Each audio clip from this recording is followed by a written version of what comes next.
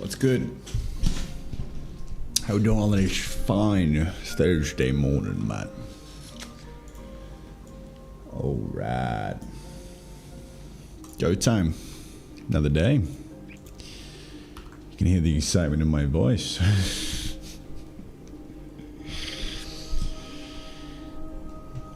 That's alright.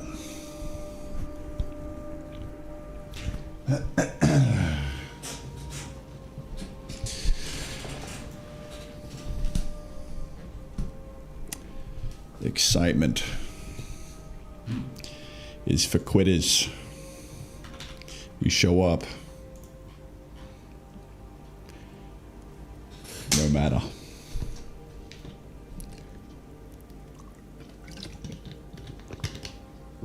All right, dude.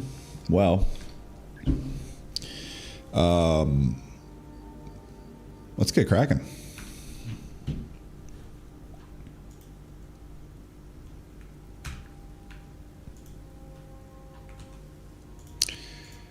I think we're live. I think we're good. Ready to rock and roll, dude.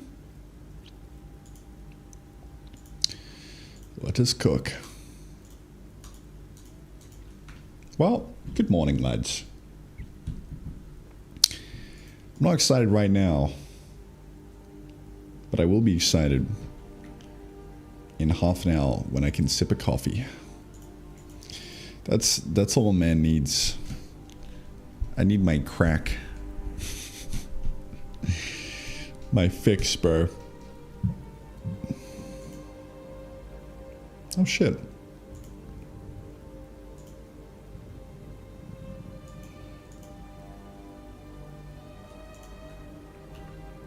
That's some nice ass hover, dude.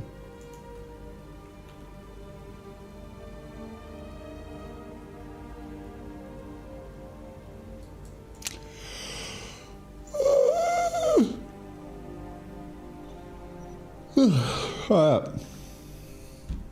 Well, let's get started.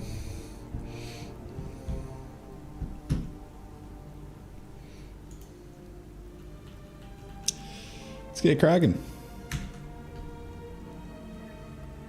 Another day of development on my factory builder game. It's kind of broken right now, so we need to get in there and fix it.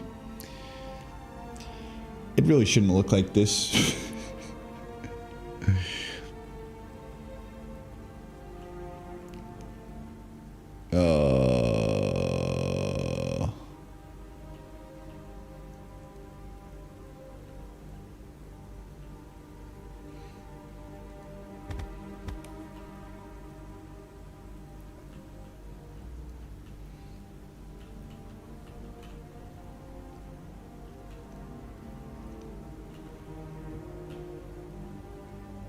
Alright, let me try and fix this real quick so I can actually show what's happening. That would be excellent.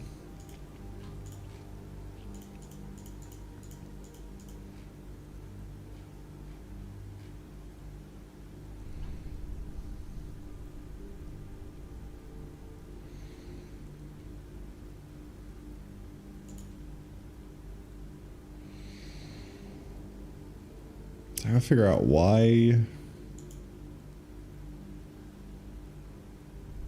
things are the way they are right now.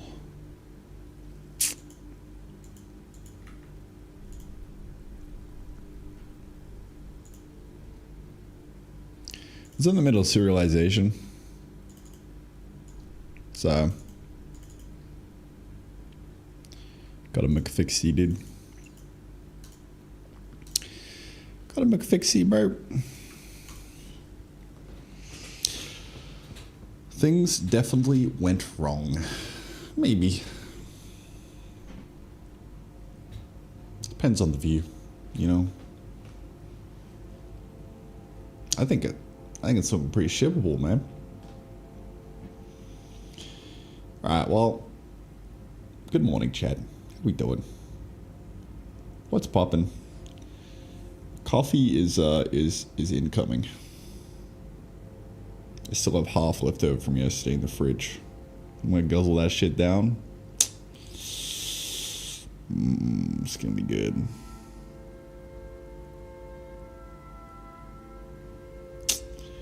Yeah.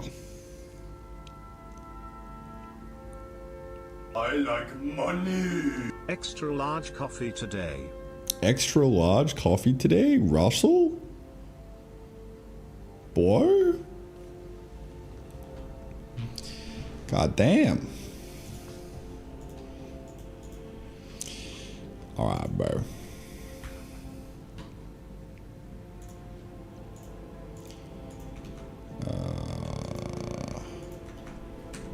Another day, dude.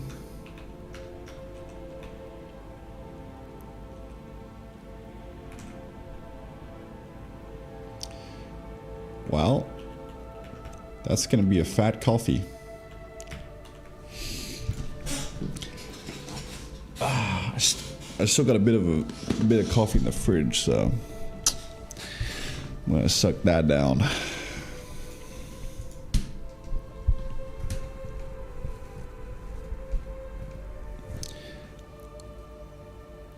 Imagine drinking like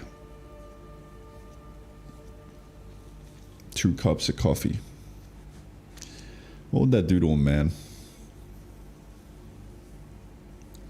I'd probably ruin my whole week. Just won't be able to sleep tomorrow. Subaru, what's up? You doing? Alright guys. You ready to get stuck into it? This is problem 1 for the day. Work as a Red Bull fridge. It's really dangerous. Yeah, that sounds like fun. First order of business today is fixing whatever the fuck is happening here. It really just looks like the tiles aren't getting loaded or swapped in for the overworld. So let me go suss that out, mate. Yep. Yep.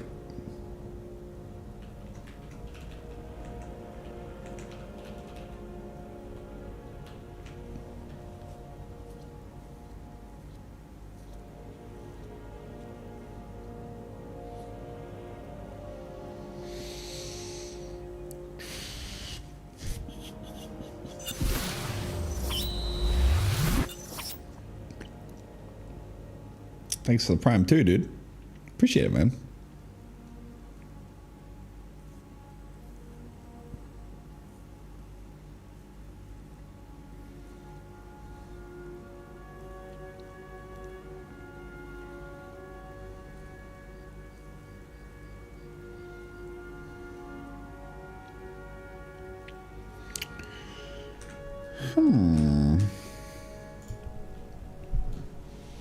Hydration check, bro. We're always hydrated.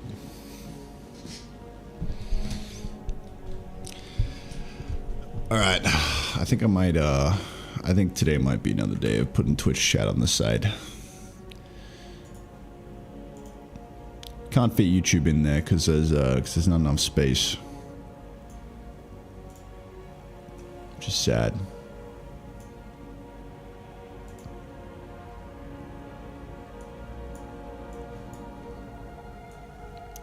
Come on, Windows.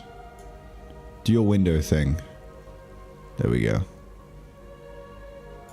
Thank you, Windows. Oh, who's ready for another cozy day, dude? Kevin Hadel, man.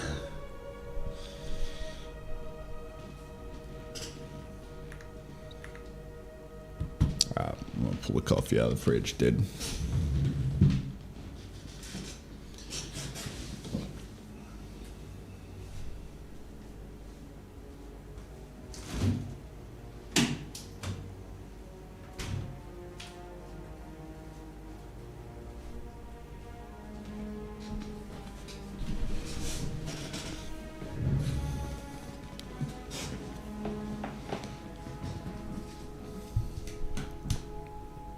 Cheers, boys. Bing.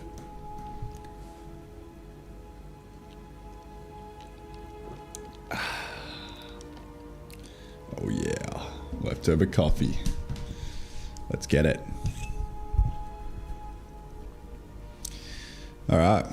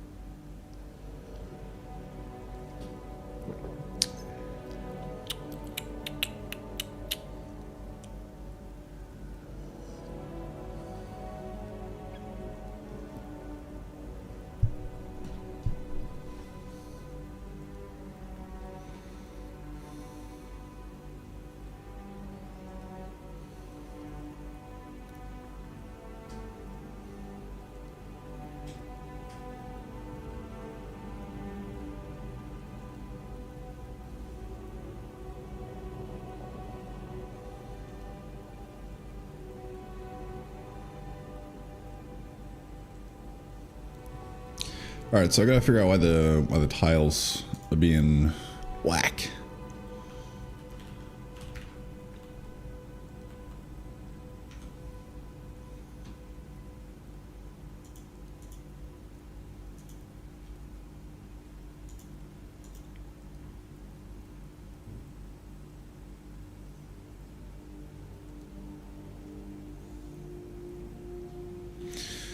It might be as simple as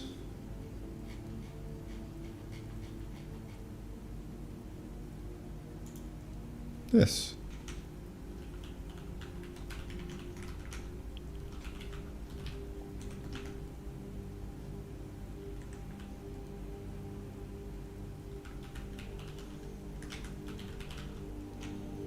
No, it shouldn't be, because it should be getting set in the in here.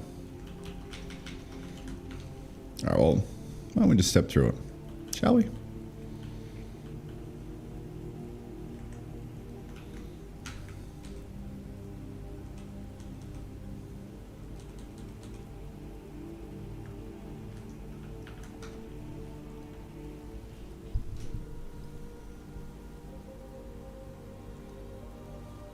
Okay, dimension.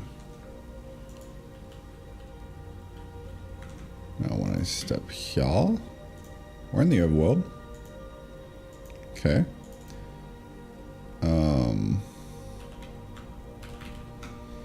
Makes me think that the tiles just aren't getting put in.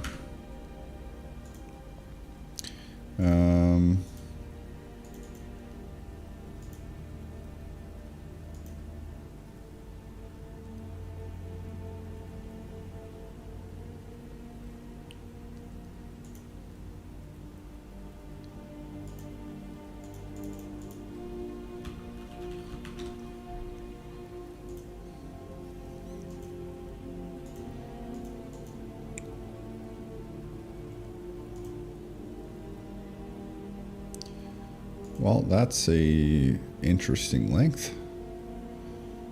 Not quite.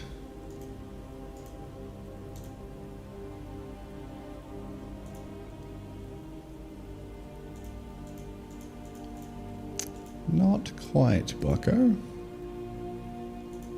So these are getting deserialized fine, but the overworld tiles are getting shat on for whatever reason. So we're gonna figure that out.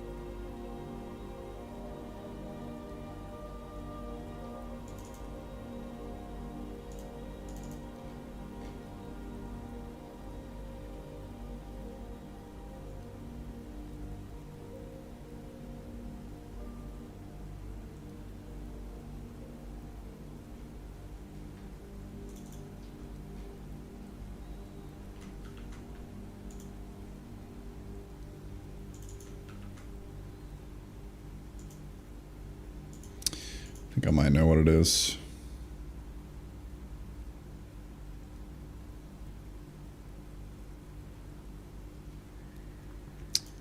I think I might know.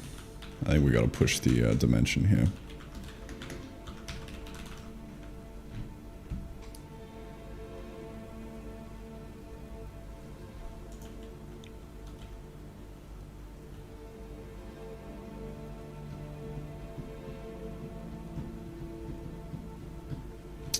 Nope.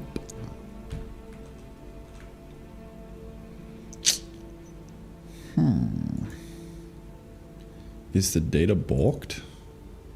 The data could be balked.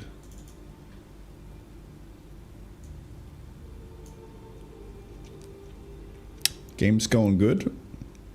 No. No.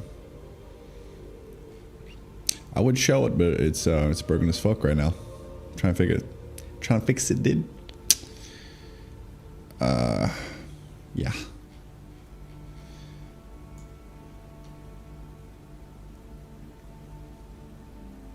Shit ain't working too hot.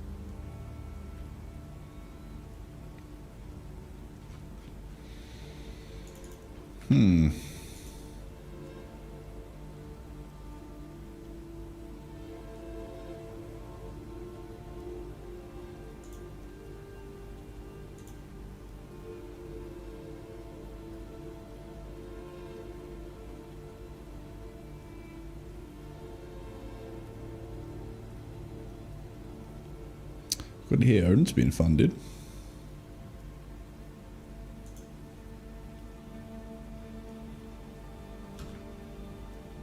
Happy lurking, bro.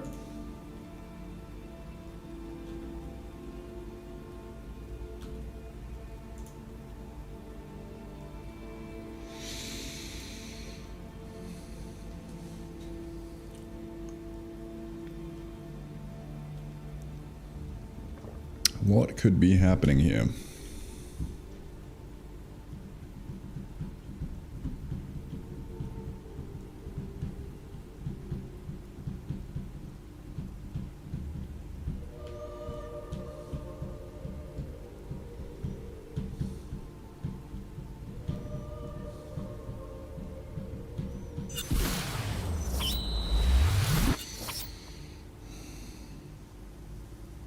Switch from CPP to C to J to Odin. Yeah, that was the pipeline. Actually, no, it was Unreal Blueprints to Unreal C++ to C++ to C to J to Odin.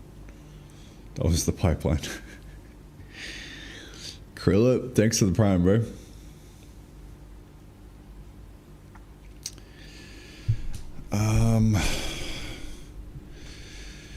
What's cool about this bug is it's exposing a flaw in my understanding. A flaw in my plans that I have to figure out what it is. What is it trying to tell me right now? It's trying to tell me something.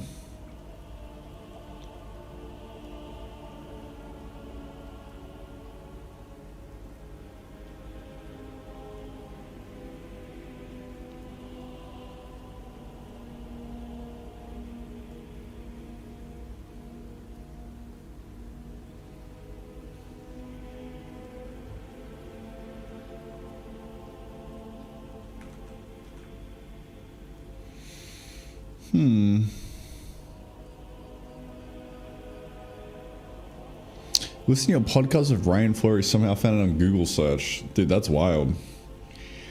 Nah, I stopped using Telescope a while back. But yeah, I mean, I was using that.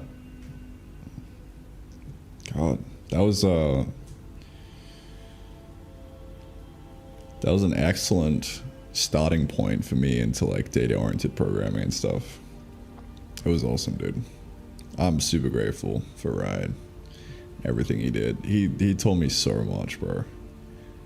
It was awesome. Yeah, no, these days I just rip it myself, dude. I don't do any of like the window stuff myself, but I do the graphics programming, and I use Circle. So, what even is Telescope? If you don't know, you don't know, dude. It was basically a engine that Ryan Fleury had back in the day. It's since been renamed a little bit to, or what, there's a modern version of it that he's working on, called Hidden Grove, and I think you can even go grab like the base layer and stuff from his Substack. Or maybe it's called Digital Grove. Yeah, Digital Grove now. He had to rename it again to Digital Grove. Yeah, I'm pretty sure if you subscribe here, you get a repository with the entire engine. But don't quote me on that. I'm pretty sure though. Let's see. Digital Grove walkthroughs. Yeah. You get the whole code base. Windows Dev environment set up.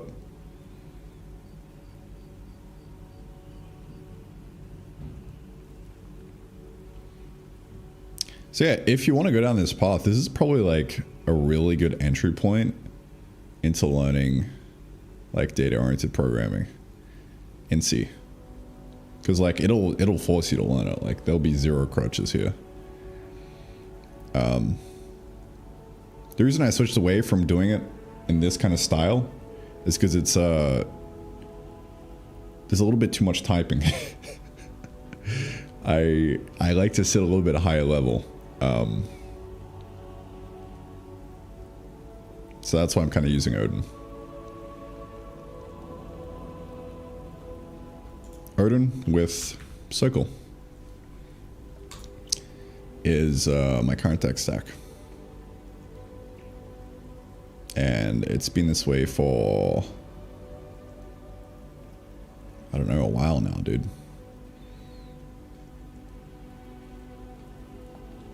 Quite some time.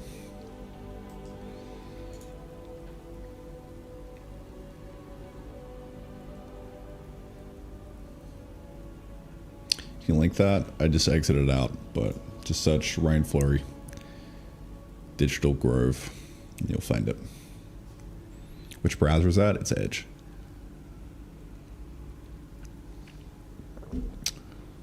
I'm a bit of an edger. Very much in the Casey Muratori hole. Yeah, nice. It's a good hole to go down, dude.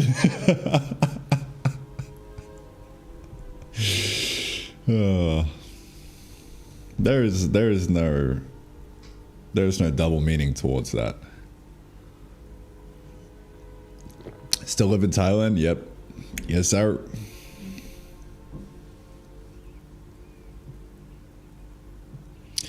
You used to have a vid about dev with engine? Yeah, I like briefly took the video down because I was like, it's kind of outdated now. Like instantly got outdated like a week later. Because my thoughts are always constantly evolving. But I'm like, you know, I can't just take it down. I'm gonna leave it up.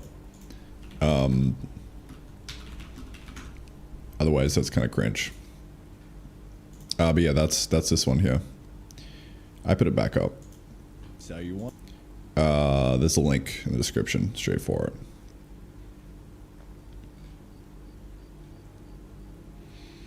I probably need to make like a little bit of an update here In fact, I could probably just do it right here in the README.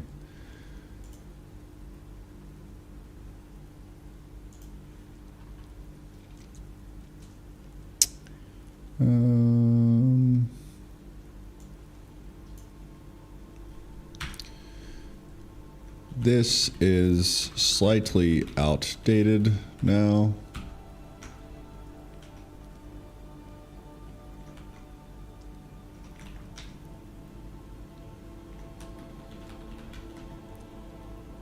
I haven't updated this in a while, but the only change, but here's the rough changes. I no longer use modules.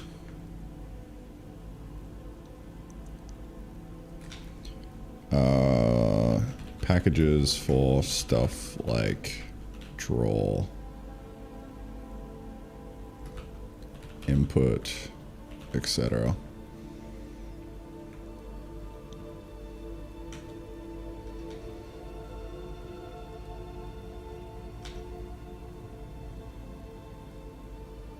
That's actually the only change. This was a mistake.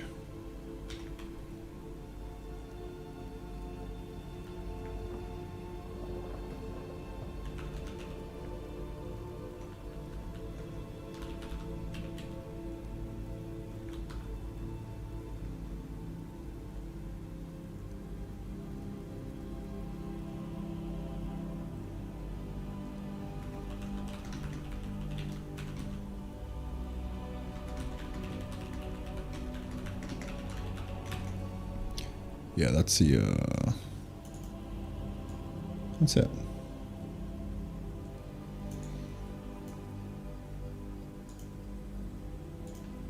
Bonk.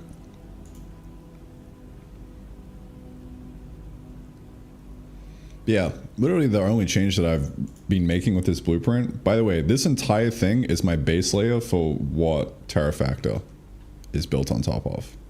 So like, literally one for one, all the source in here has scaled up to this game. Done an extra maybe like 25,000 lines or something on top of it, but still holds, dude. The only difference really has been I'm no longer using packages for things like input and stuff because it was a pain in the ass trying to like abstract it in a package. It means you need a clear boundary, and it kind of sucks balls. So I got rid of that. Especially for the renderer, dude. It's a really bad idea making this a package. It's just like there's no shot that, you know, 20k lines deep in a project, you don't have some like hyper specific stuff going on for your renderer that you just want to like caveman change. So that's why it is no longer a package. I thought that like, oh yeah, it might be worth the effort putting it into a package so then I can reuse it, but it's just like it's not worth the effort at all. Too much friction.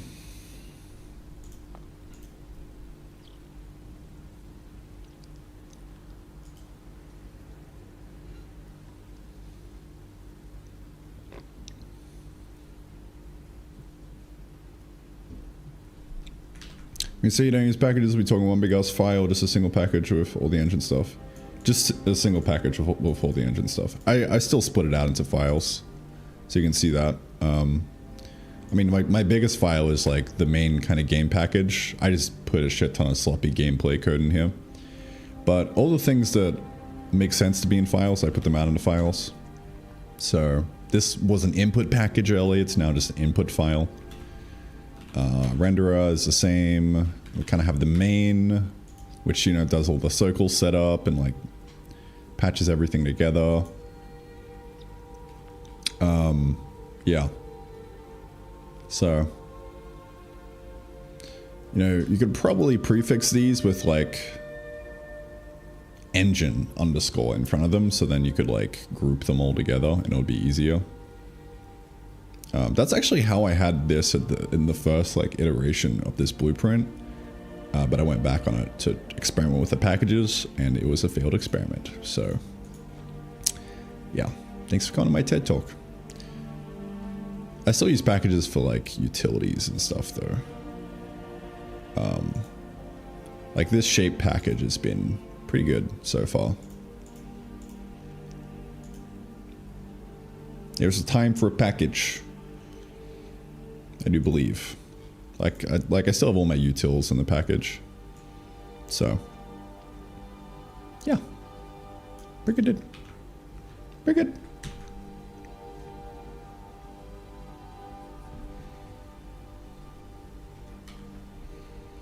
What are your thoughts having used both Jai and Odin?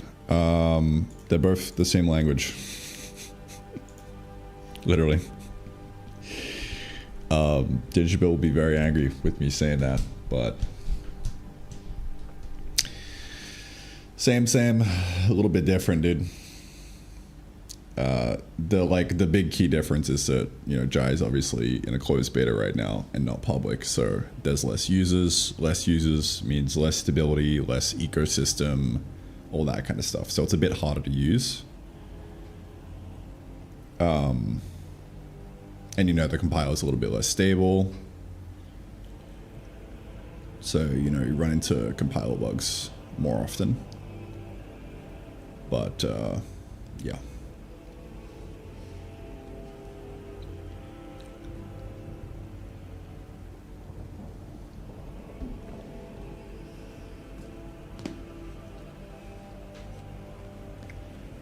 It's kind of really the only difference. I mean, you obviously have like the, you know, the hash run compile time stuff in Jai, which can be handy, but it's honestly not that useful. Like, it kind of led me to overcomplicating things more often than not.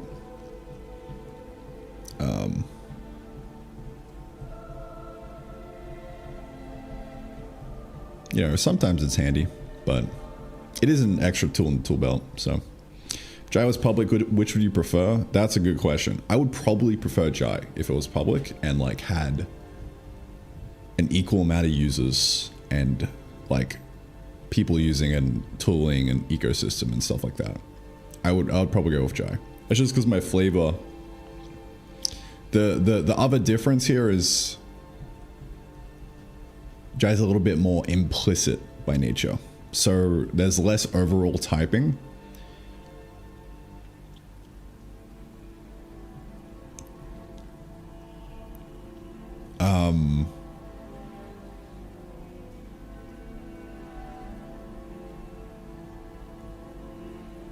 Which can feel nice sometimes.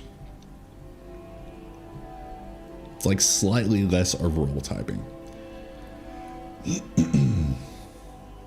But yeah, it's kind of like more complicated to understand, which could also be a downside. The easiest way that you could explain the difference is by saying that Odin is a modern C replacement and Jai is a modern C++ replacement. But they both get the job done really well. Like, I think I've had an equal amount of time in both languages at this point, almost. And yeah, dude, their languages, they fucking, they compile into machine code. Good stuff, dude.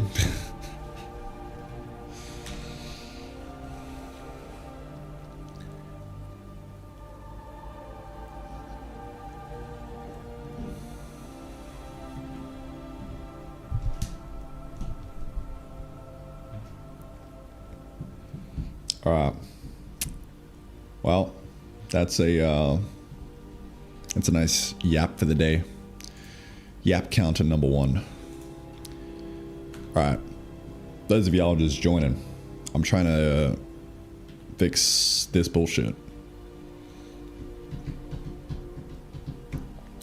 I don't know what it is exactly. I think like just the tiles aren't being loaded or something. I have no idea, man.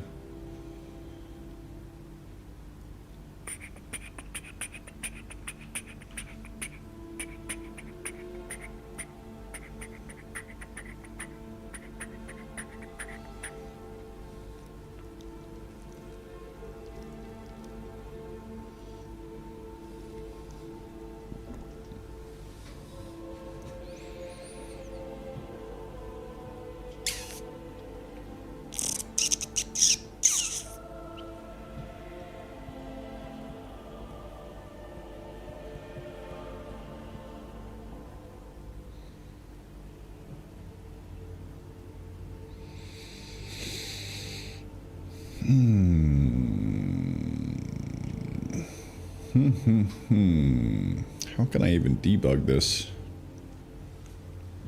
Well, I guess I'll just go from the bottom up. For new stuff, load in or create. Let's see.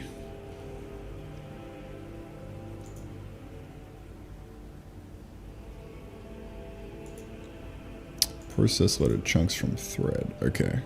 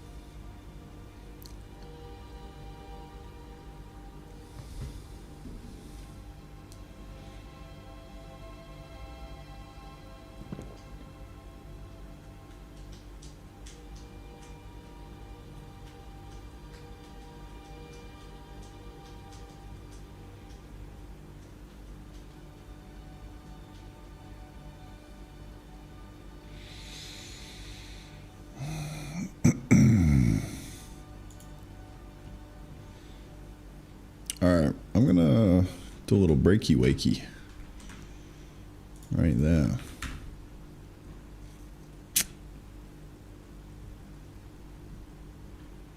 Am I gonna see what that looks like?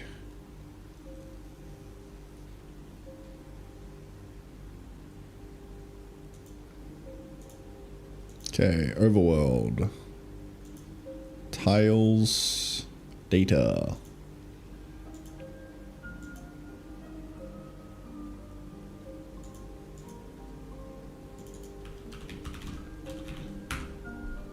What do we got? Length of 1. Okay. That's interesting. With just the overworld. Fine. That's okay.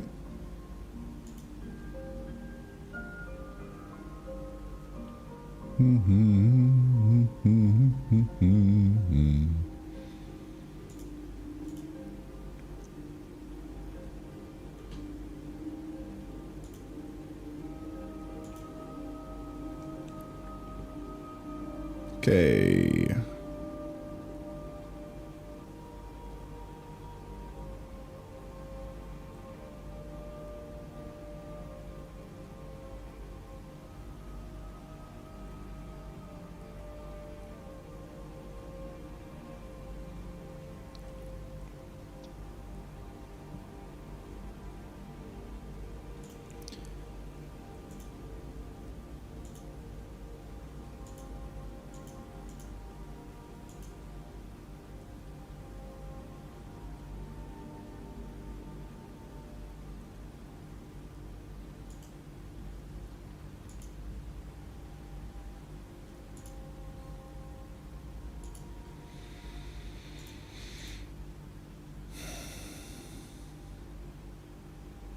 I don't understand what this line is doing.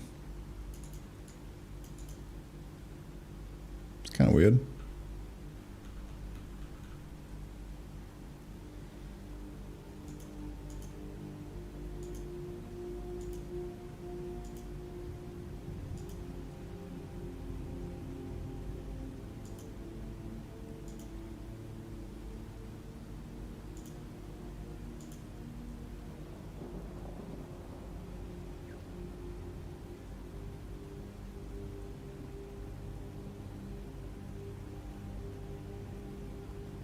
It doesn't seem to be doing anything.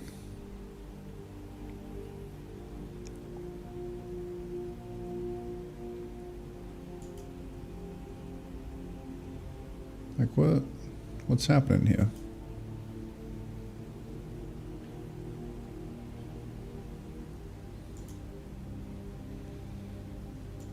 Tiles, data, value. Is a map, but it's just like not actually writing into it. All right, hold up. Some fucking fishy's happening here, dude. That's always good. I think I might have found it, but we'll see. Yeah, this is sus. Like what? Like what the fuck is happening here? What is this line? Hello?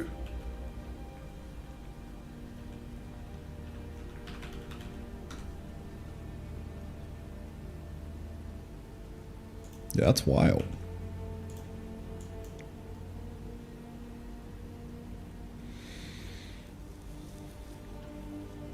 Thanks, Drew. I'll keep it up, bro. It needs to be deeper and more polished.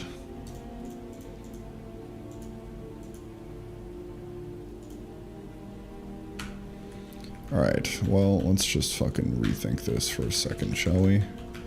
CTX tiles at context dim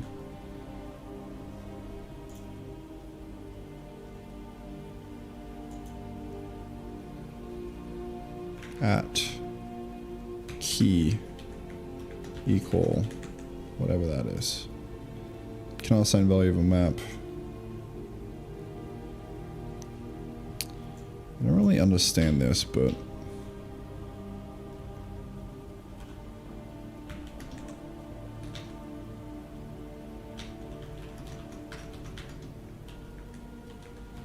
could probably just do this and then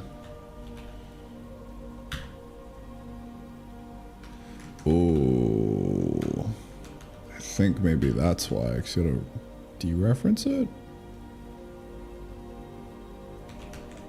Not sure. That might be what's fucking up.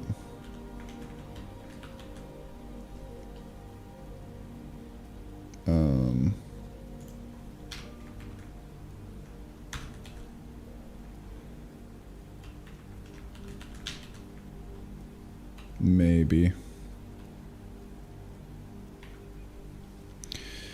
Let's peep that shit, bro. I don't know why that would even be working to begin with earlier. Maybe we're just fluking it. But yeah.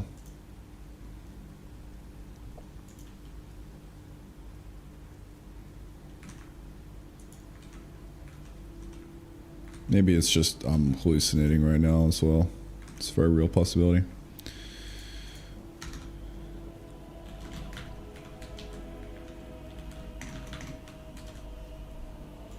A real possibility.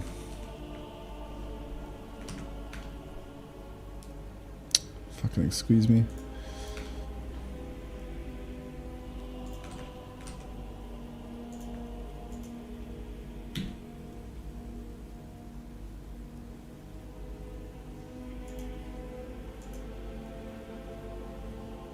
Okay, well, at least it's actually putting stuff into it now.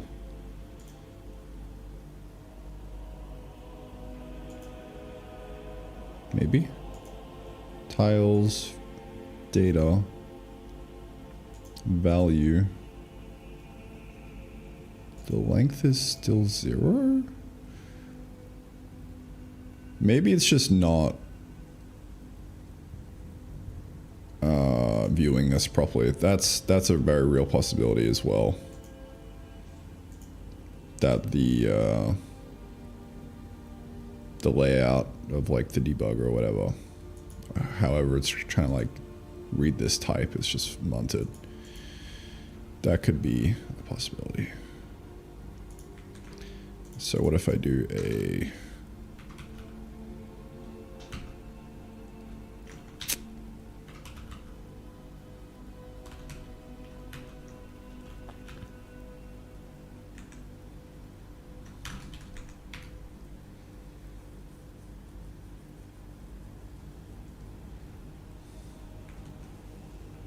Jesus Christ.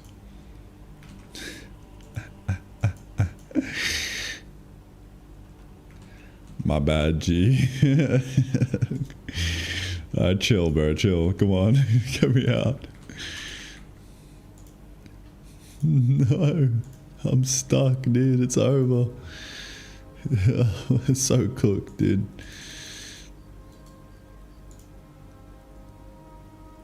I can't fucking tab into the debugger. Dude, it's so over. Fuck, dude. Alright, just end task on the debugger. Easy clap. Alright,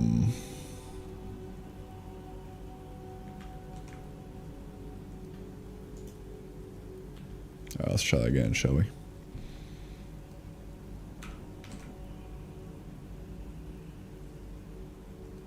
Yeah, it's saying there's shit in there.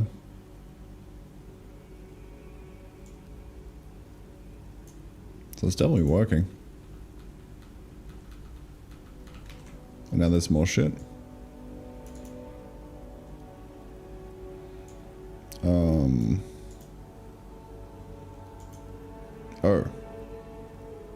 Wait, what? It's working like this, but when we go from the top down like this, it doesn't? So confused, dude. So confused.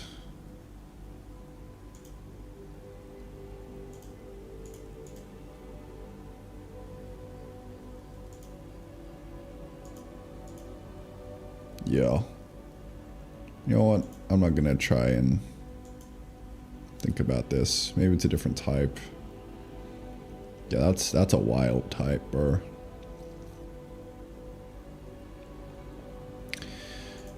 Yeah, well,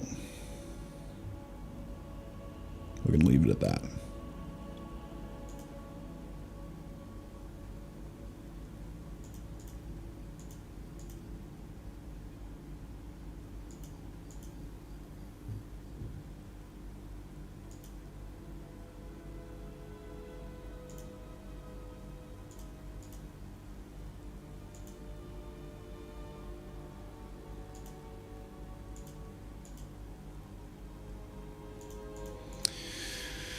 Seeing that this is void, it honestly makes me think that it's just a debug view issue.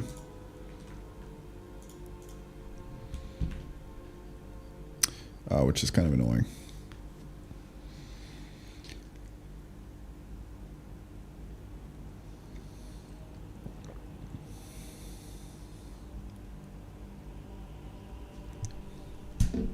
Little bit annoying. I don't know if that's an Odin issue or a rad debugger issue. Maybe both. Is there any updates to the rad debugger? What we got? August 14th. Yeah, it's like a couple weeks ago, right? No. Yeah? Dude, how are we September 25th? This is insane. I thought we were in August, bro. Why is time going so quickly?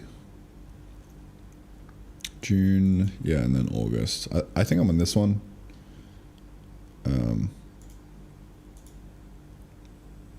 July.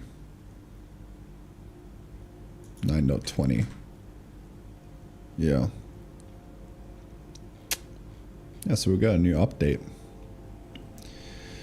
from Mr. Flurry himself. Ooh.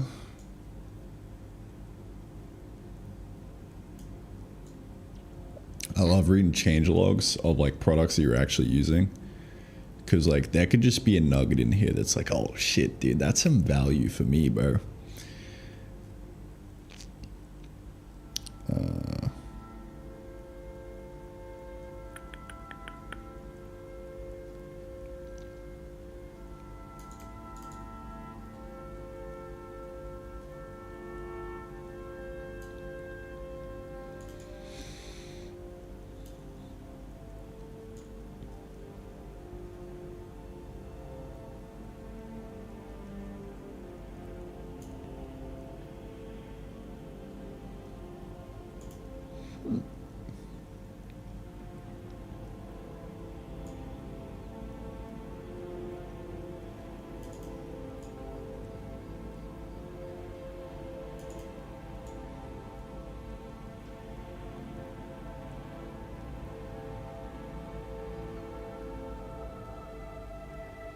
Oh shit.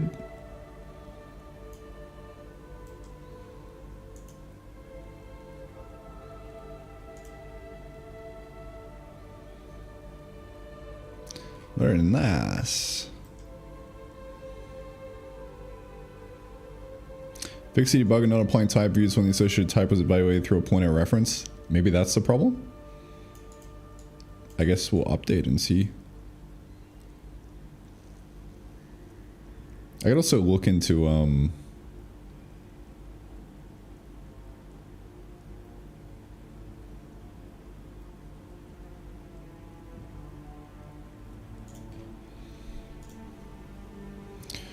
I can see what this looks like in VS Studio, and we can see if it's a debugger issue or not.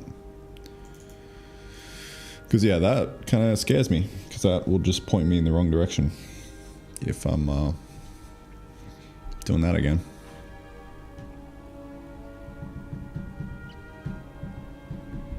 The context for everyone joining. I'm trying to debug why. Oh motherfucker! I just did it again, didn't I? I forgot to get rid of the log.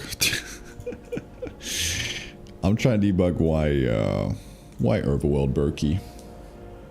I'm basically trying to serialize this little sub-factory world. And it's serialized, but now I'm trying to reload it in the game, but it's broken with the overworld, so I gotta figure out why. And to figure out why, I've been stepping through and checking this map when it gets loaded up to make sure it's okay. I think it's okay. It's just being a little funky town.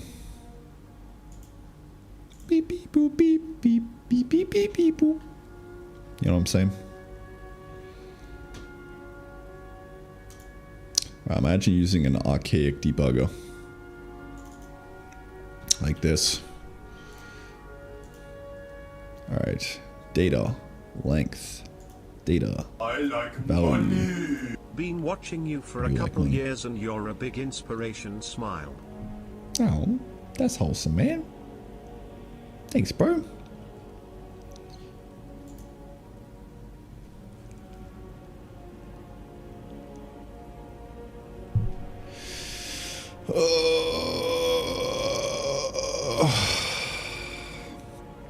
Thanks for the 5, dude.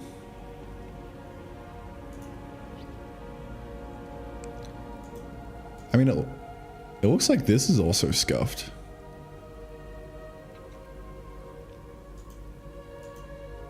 It's like that shouldn't be void. That's a no-no, dude.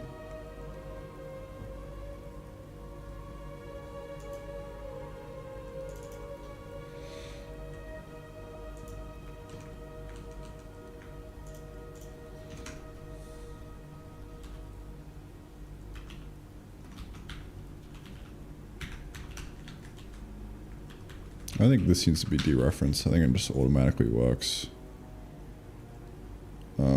Maybe. I don't know.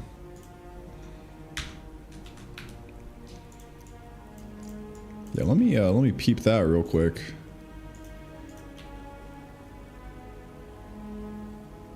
It's like, yeah, that is totally different. All right, let's figure this out, dude. I'll do it over here, but I think it's the same issue. So it might be an issue of Odin and how it does the info for everything for the map. Tile. Yeah, so that's cobble. But if we go tile map and we look in the data, then like this just feels like garbage to me.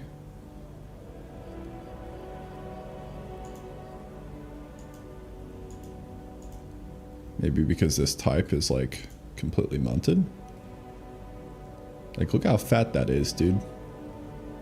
There's no way this is correct.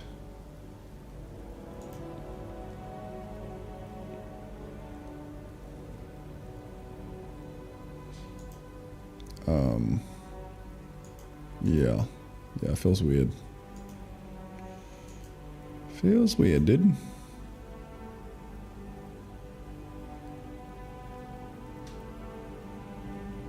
Okay, well. At least we know now. You cannot visually debug maps in Odin. For whatever reason.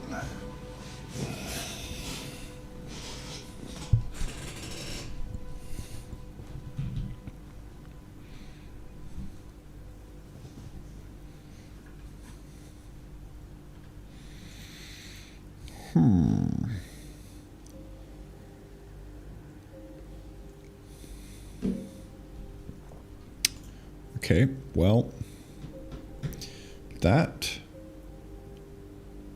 is mildly annoying.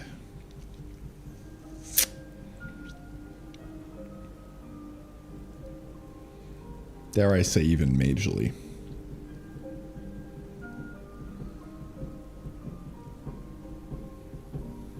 It's like, how the fuck am I gonna inspect this shit, dude? You're gonna have to make me do some printf debugging, man? Like a peasant? Fuck, bro. YouTube chat is in share was about to open Twitch. What up, chaotic gravitation? How you doing, bro? Yeah. YouTube is getting left behind, man.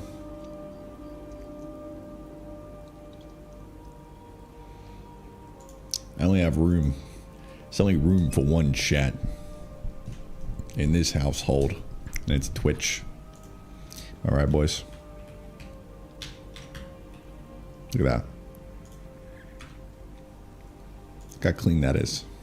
Now that's a chatting experience.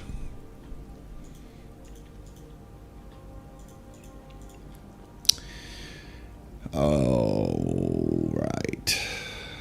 Why the flippity heckin' frick did is this being so cringe? Huh? What's going on? What's going on, dude?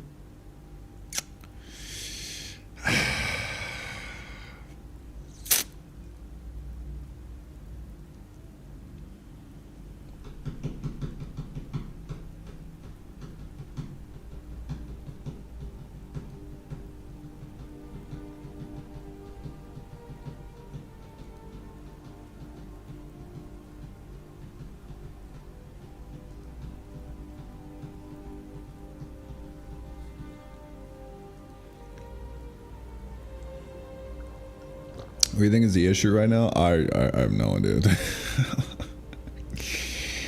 IDK, bro.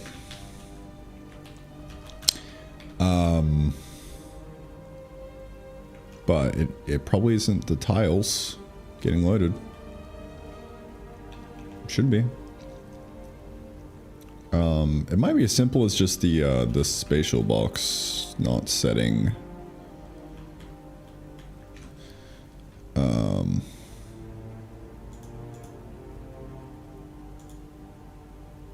Not properly putting us into the new dimension.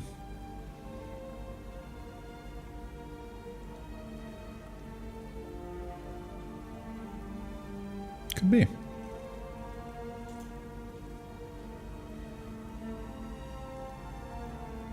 Could also not be.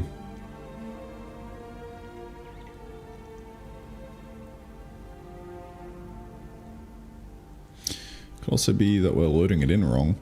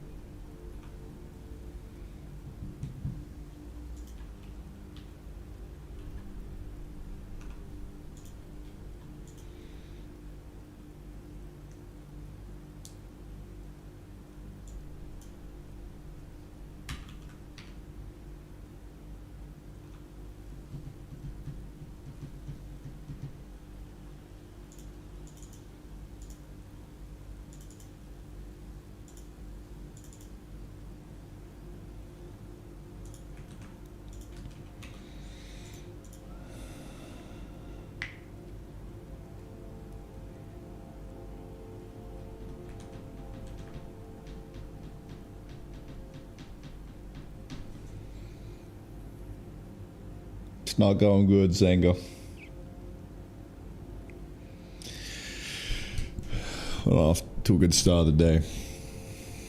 But hey, bugs will be bugs. Just gotta squash them, dude.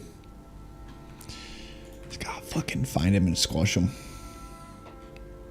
We're on a bit of a bug hunt this morning.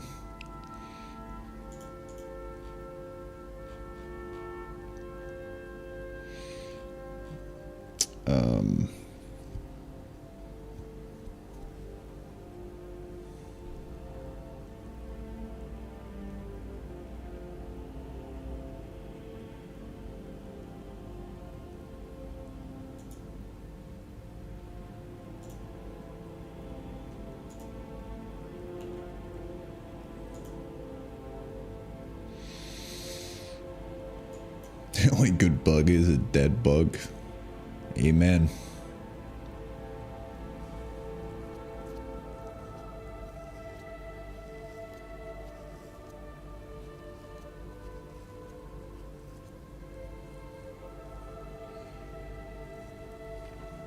What about the amusing ones?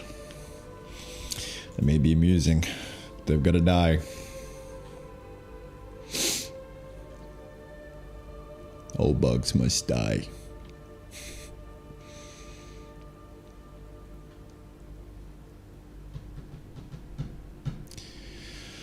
I don't even know how to fucking debug this, dude. Cause like, I can't rely on the map visualizer working.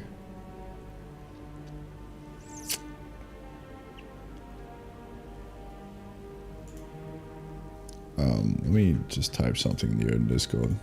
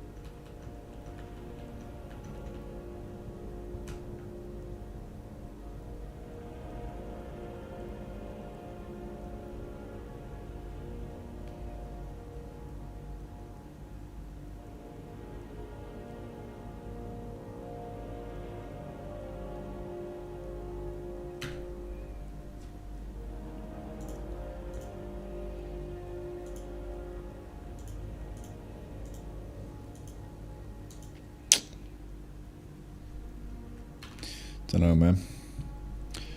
Boolean. What's going on? How you doing, dude?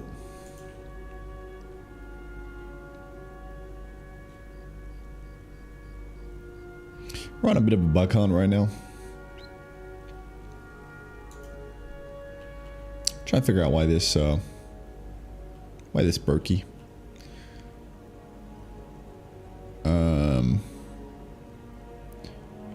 What's odd is that it literally seems that the overworld thinks that this is correct and that these are the overworld tiles. Which is wild.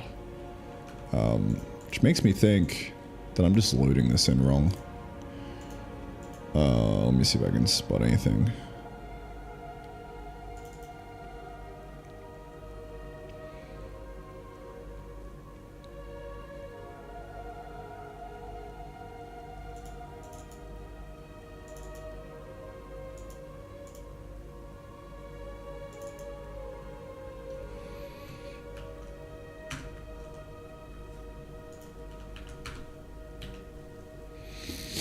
Let's step through this. Dim.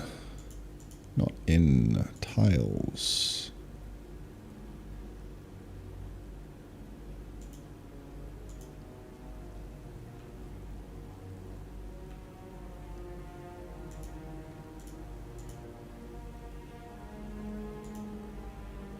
Or establish that this view is completely broken.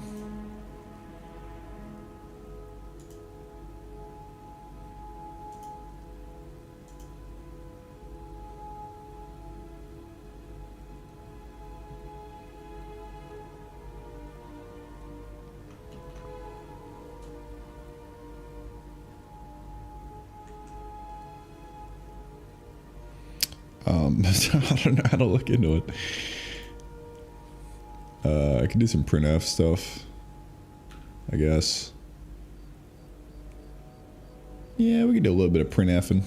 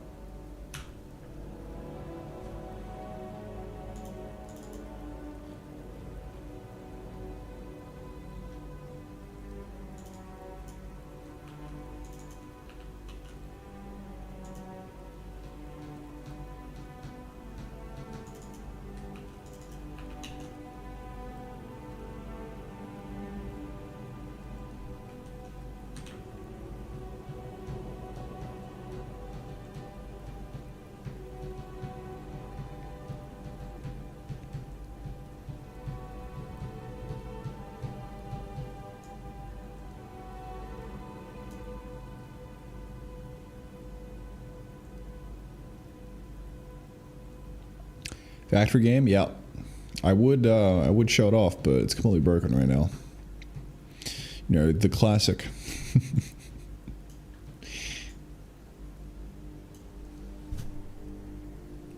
Lynn, how you doing?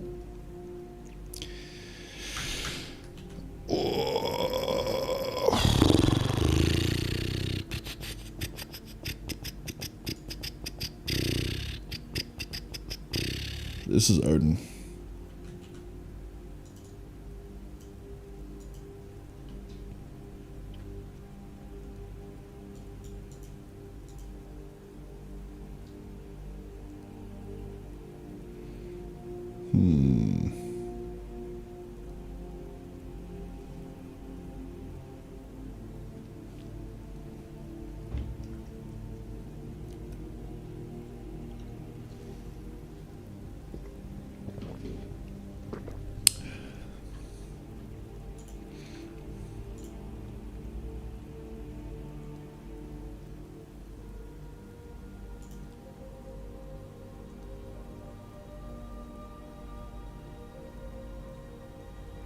Assembly?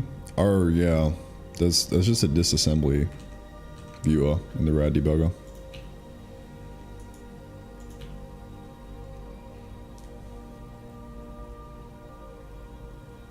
over here.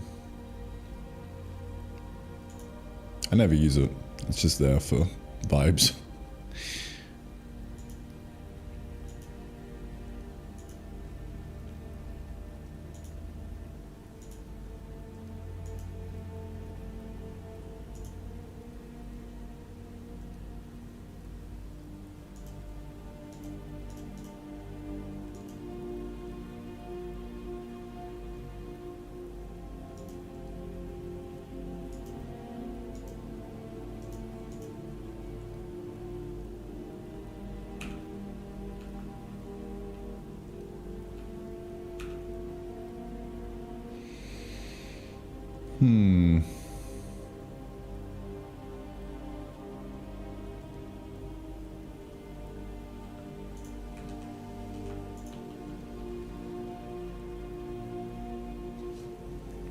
I wonder if I somehow broke the world.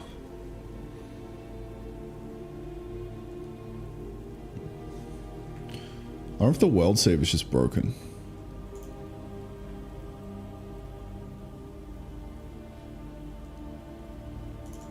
Alright, let's test this. Gonna go back to the pre-tesseract era.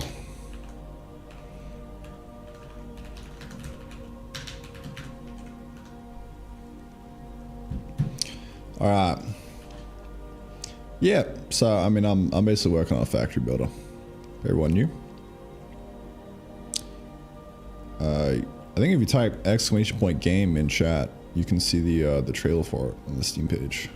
But right now I'm working on this guy, which is a tesseract. And the idea is you go inside, you can build a factory on the inside, but it's just one block wide. So right now I'm trying to get like the serialization of this working because it's just absolutely balked, dude. For some reason. Like if I save here, then that should be fine.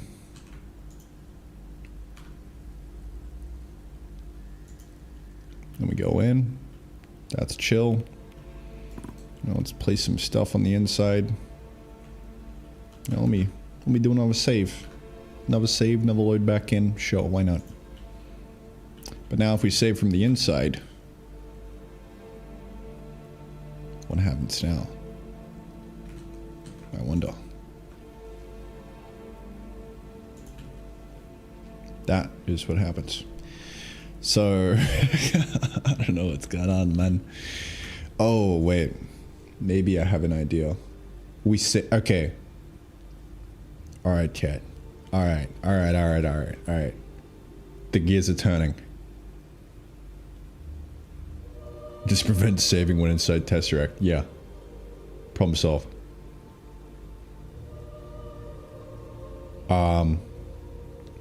There's a hint here. When we save inside, the inside becomes outside. Alright? That's the hint. We look at save chunk.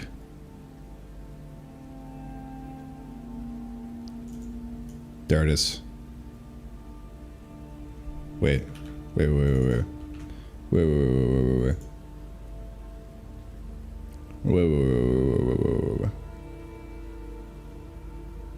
Oh, yeah, that's totally it, dude. Oh, we found it. Look at that. Rubber duck coming in clutch, dude.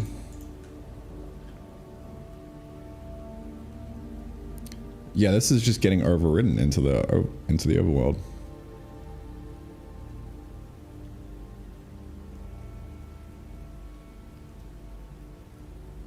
Because it's using the current context dimension thing. So yeah, it's grabbing the tiles, and then we have a dimension context. I think what might be better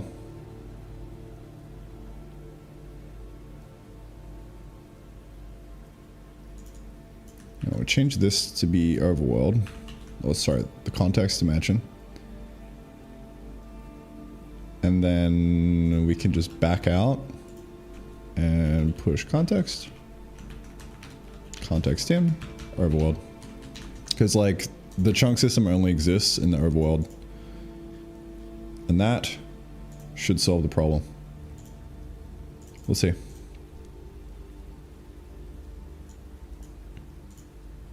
Because each of the little tesseract factory things, they have their own file. It's just the idea of it. It'd be like that. Then the actual overworld is kind of chunked up like this. Minecraft style. Alright. Let's undo this again because I just balked the world save. I need a better like backup restore like world switcher thing. It's been on the to-do list for ages. But I'm a little too lazy. It's not annoying enough for me to go fix it, you know? Alright. Let's do this, dude. Save. Back out. Back in.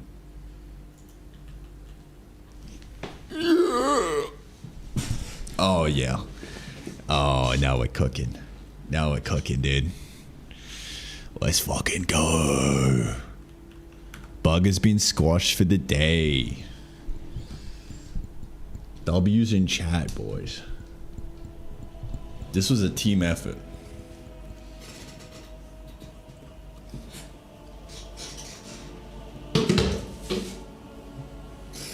Yeah. Let's fucking go, dude.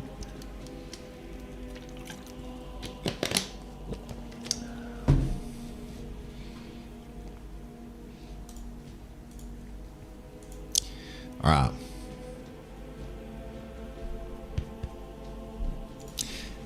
Everyone, one backpack each. All right. That's the reward. What next? Well, let me push that up. That was a bug hunt and a half. That was a hoot and a half, dude. Fix.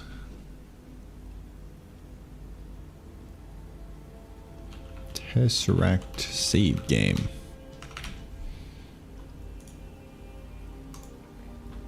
Easy clap, bro. Alright. Alright, now the day officially starts. Okay. Welcome back to another day in development on TerraFactor, ladies and gents.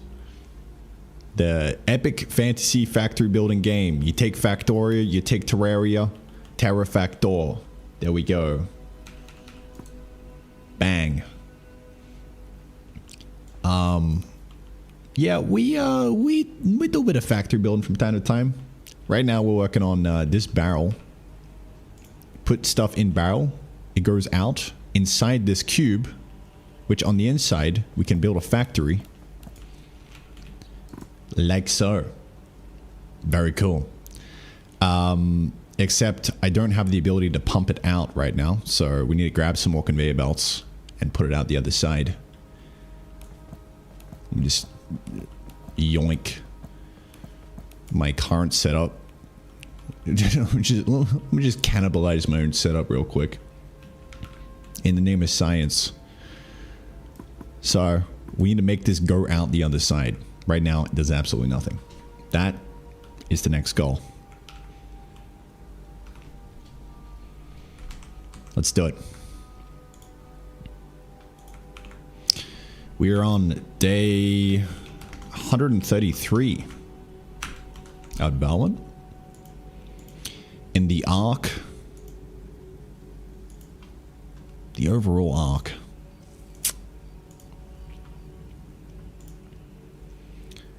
of making a tiny cube tesseract thing. That's what we're on right now. The one of the biggest and baddest of arcs that we've had so far. It's a bit of a fat one.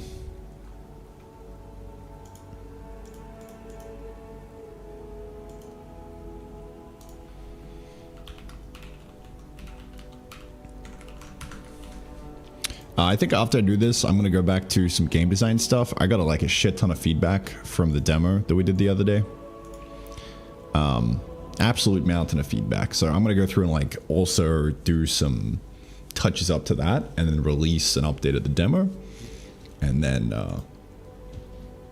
you know, we'll take it from there, dude. That's kind of like the short goal in front of us right now. We got 17 days until next fest. Ay, ay, ay, papi. Ay, ay, ay.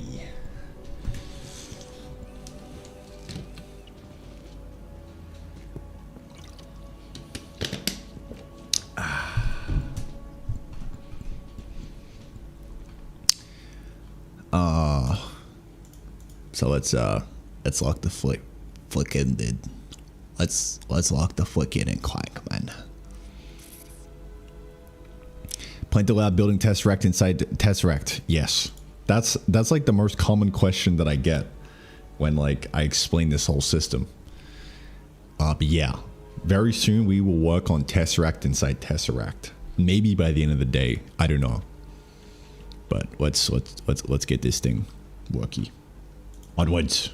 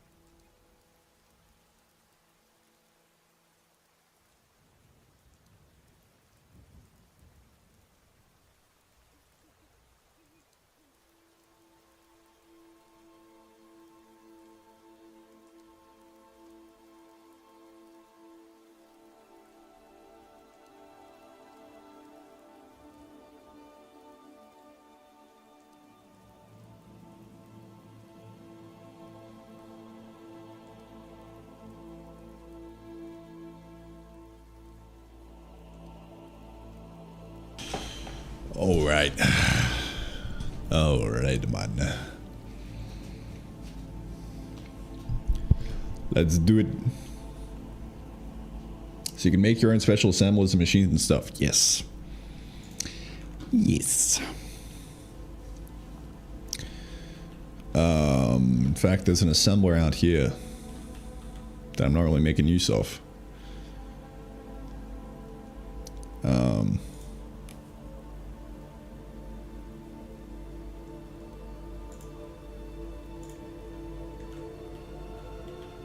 It'd be really cool if we could do farms on the inside as well.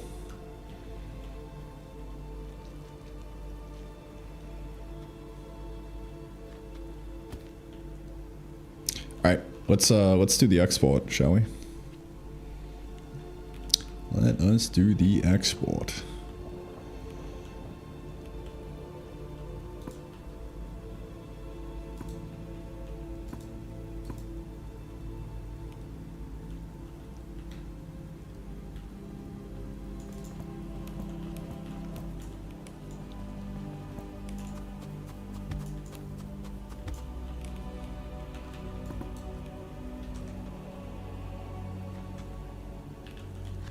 What are you doing over here, bro?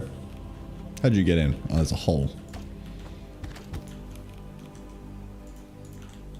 Dude, I figured I can shift click. Oh, yeah. Oh, that's excellent. Oh. Ain't nothing like it. Oh, that shift click is so good.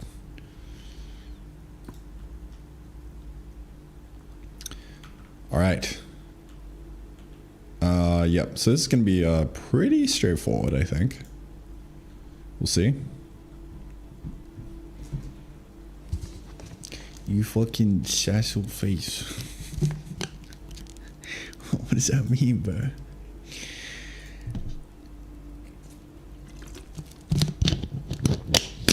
That's wild.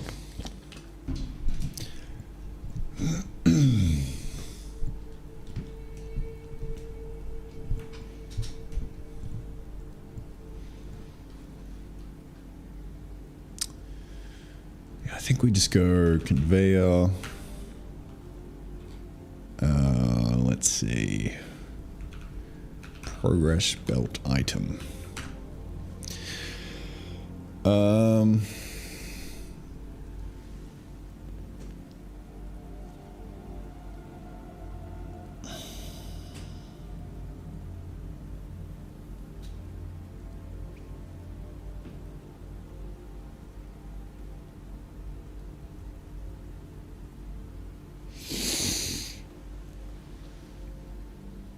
I think Squidward when I see your face.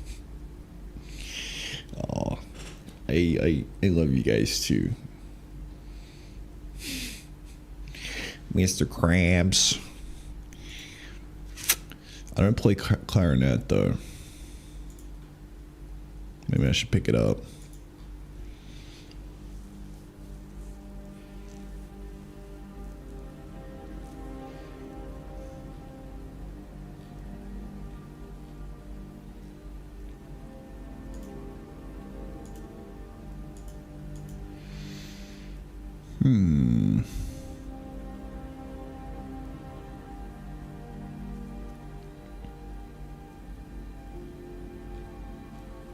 Right. Patch a new destination. Okay. So if the destination kind, spatial boxing. All right. Now this is going to be a little bit different because we need to like check that the destination tile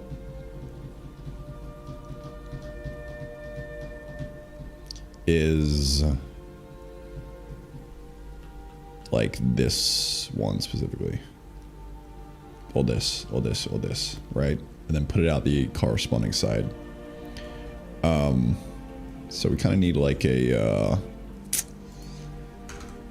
if context dim is equal, or really let's get the dim data with the current dimension.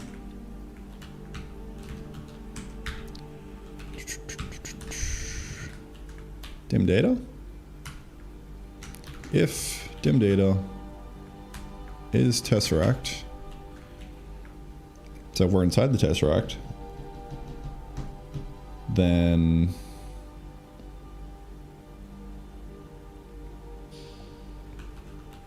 and dest tile kind equal void.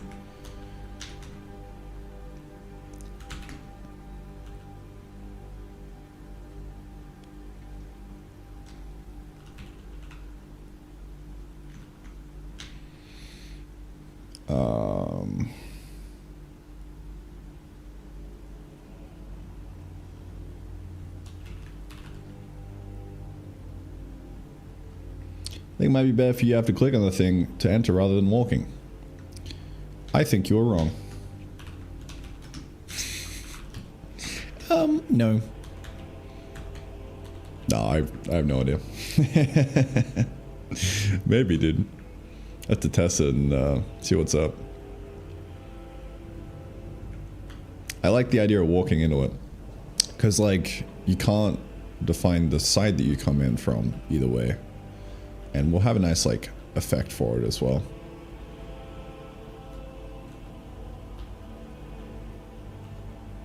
Walking is so much cooler.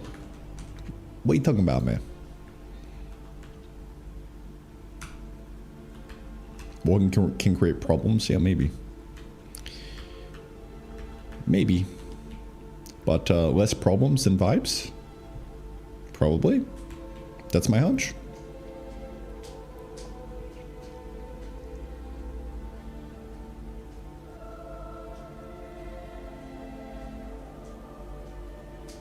Yeah, there's like no effects for anything. Yeah. We're still prototyping, alright? Chill, boys, chill. Gotta get this motherfucker working first. Let's see.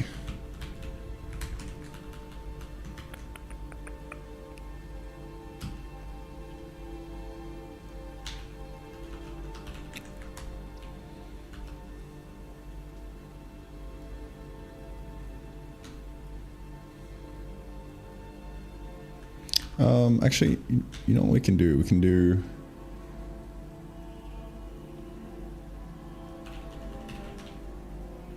Get tile pause and edge from tesseract. There it is. Duh. Tile pause. Edge. Tile. If edge tile is equal to dest tile pause, then we're at the edge.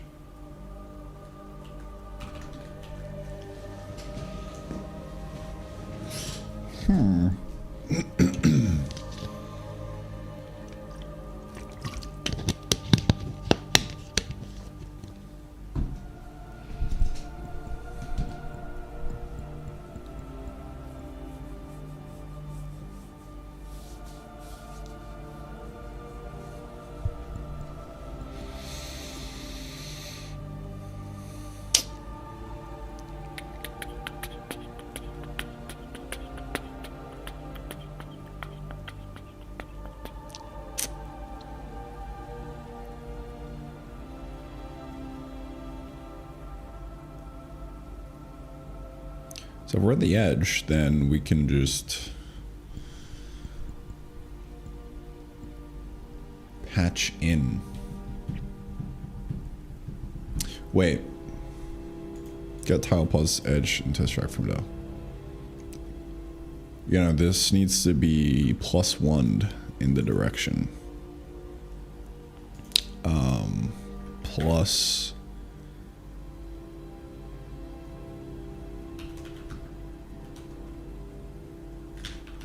vector from direction, and we just cast this to a tile pause. So it's like actually at the edge. I mean, cannot cast, bro.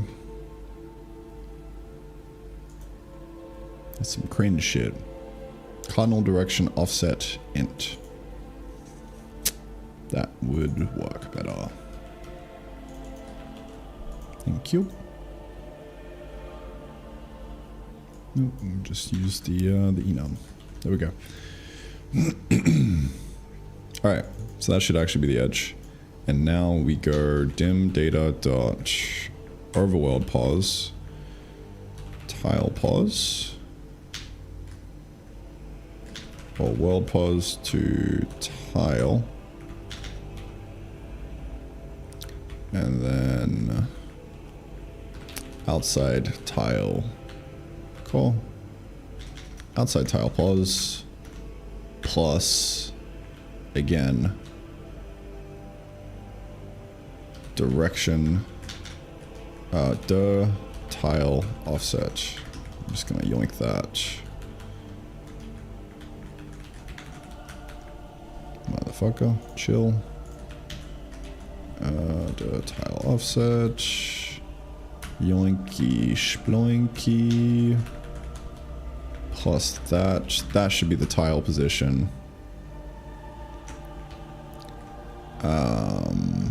So now dest tile pause. Patch in outside tile. Outside tile pause, and then dest tile equal tile. You know what? We can no, we used the desty there. Yeah, fuck it. We'll just do this. Dest tile equal get tile at pause, dest tile pause, and then dest e equal entity from handle, dest tile, scratch, entity handle, context in. Oh, except it'll actually be overworld.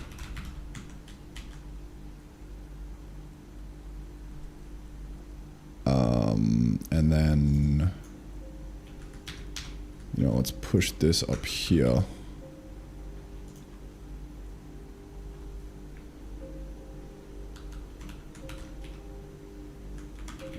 We can use context dim. Get tile, pause and tesseract. If edge tile, blah, blah, blah, blah, blah. Patch an outside tile. Let's do context dim equal overworld. There we go. Patch in tesseract edge to overworld. Overworld to tesseract. Alright, that should be it. Number of truth. Look at that, dude. We're cooking. It's going through. Oh, yeah. That right there, in all honesty, should be the entire tesseract thing done. It's got to clean up some edges, but I'm pretty sure that's it, dude. I think we're cooking.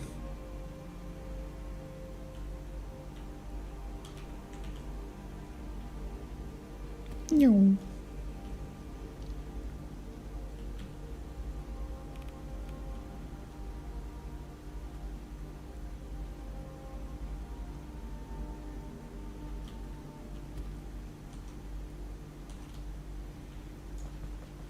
Now let's grab the barrel, chuck it here, put it into the barrel.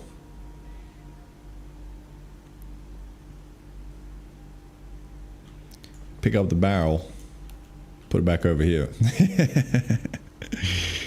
Does it go all the way through without me going inside? It does. Alright, that's sick. GG Ledge. Done, excuse mate. Oh yeah. Now we're cooking.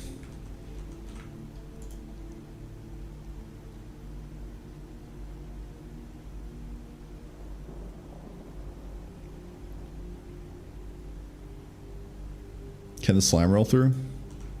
Let's test it. Come here, Mr. Slime. Where you at, bro? Come on, my slime. Down here. Come on. Come on, little fella. Come on. Here you go.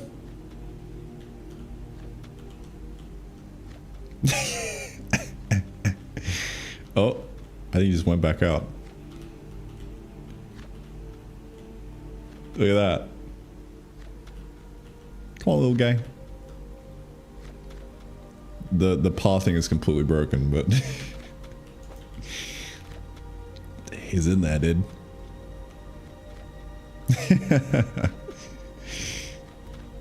My slime factory.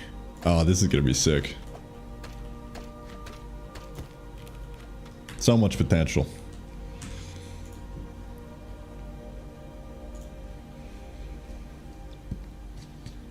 Is there a preference to playing the demo versus the playtest?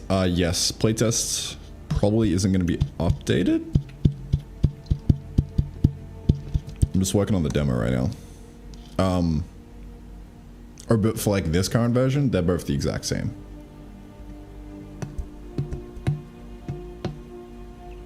Both the exact same in terms of gameplay right now.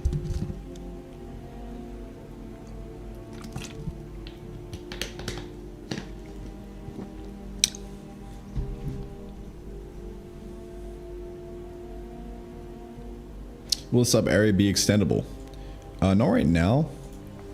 I'm trying to think of like a simple way of doing it. The only like simple thing that I can think of is just making different variants of this. The other thing is you could just place a bunch down in whatever pattern and it would just like extend it. That could be interesting. But that would be a bit more complicated. I also have to make it so that like when we destroy this and place it back down, it, you know, actually doesn't shit the bed. So that's the next thing I'm gonna work on, I think. But anyway, let's push that up. So we got the outputs.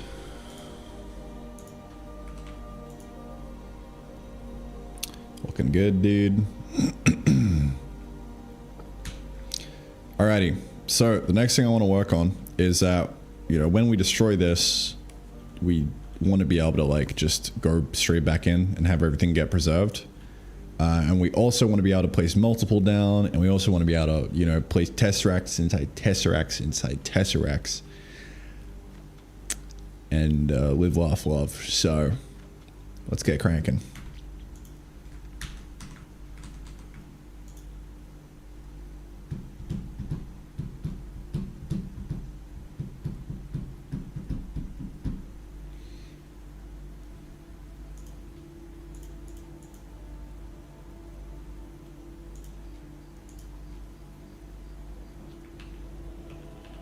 So how are we gonna do this? Well, let's just go look at the thing and figure it out. Yeah, the problem is it just doesn't preserve the dimension that gets earned. So we just gotta put that in the metadata, and that's it. Don't actually have to put the entire dimension inside the thing. But yeah, just need to preserve this, I think.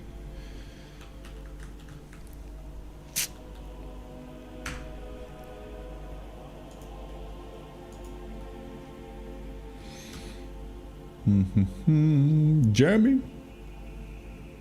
Everything is good, dude. Everything.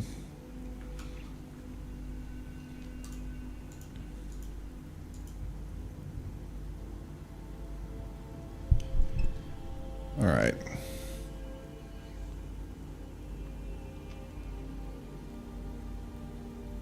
Yeah, I think I just go the item data, and we'll chuck in a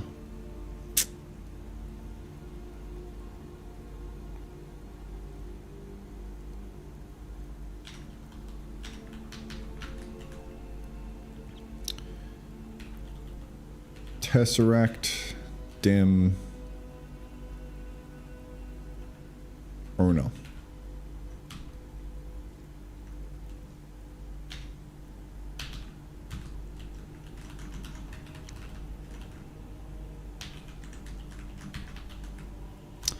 I think.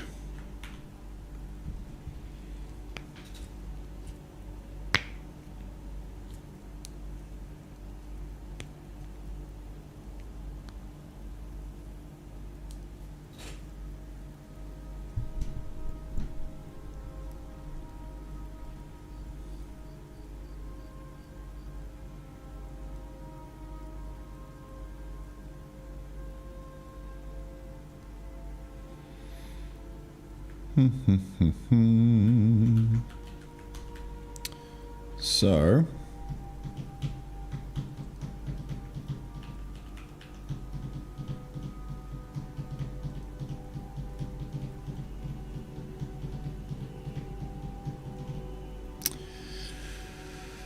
all I really need to do, I think, is when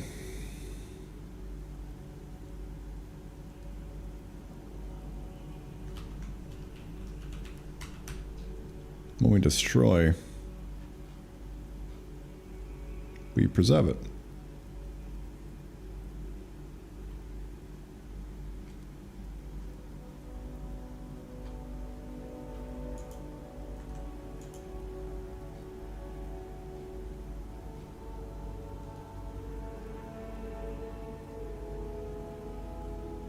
Although I can't really remember where this goes. Stored item kind.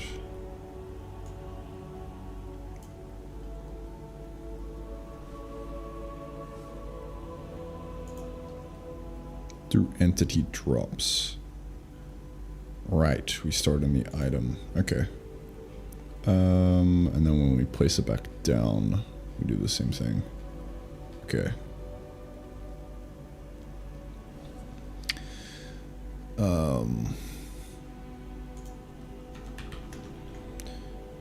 Preserve item metadata.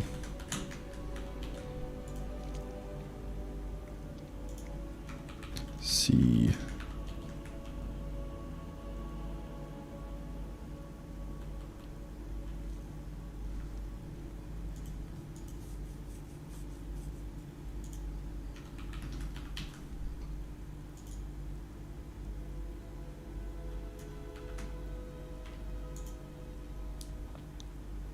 Okay.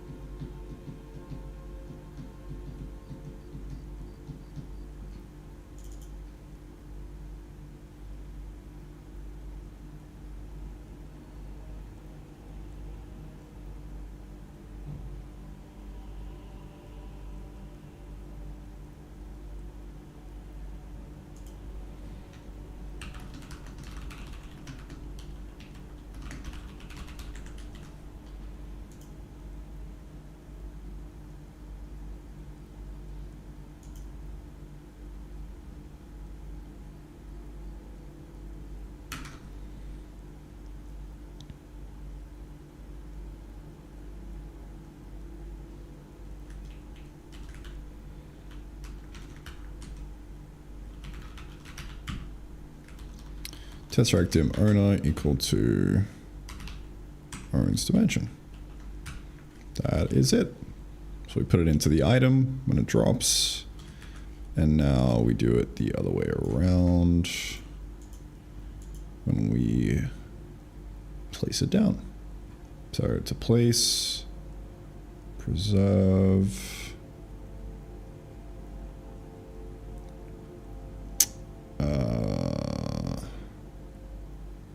we do en dot owns dimension is equal to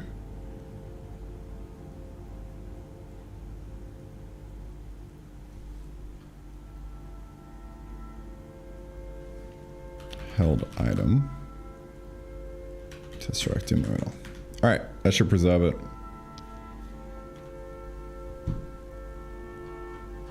Let's see. Easy clap, dude.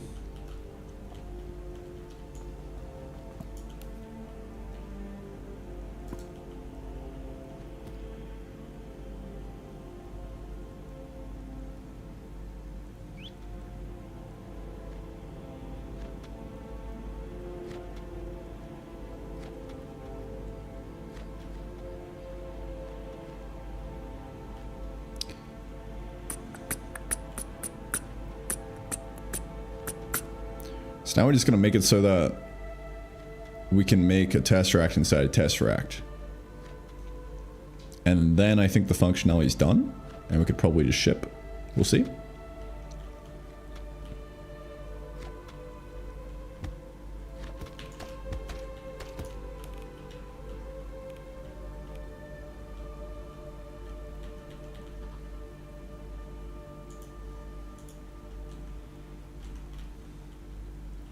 So I gotta make me some more tesseracts, dude. I'm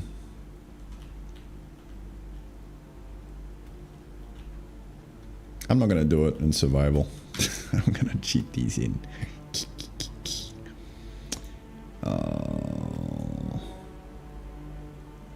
Tesseract. What's it called? It's called spatial box thing. There we go. 10 of these fuckers. Oh yeah, dude. So already off rip, it should support multiple. Yeah, so this is a different dimension, and this is the other different dimension.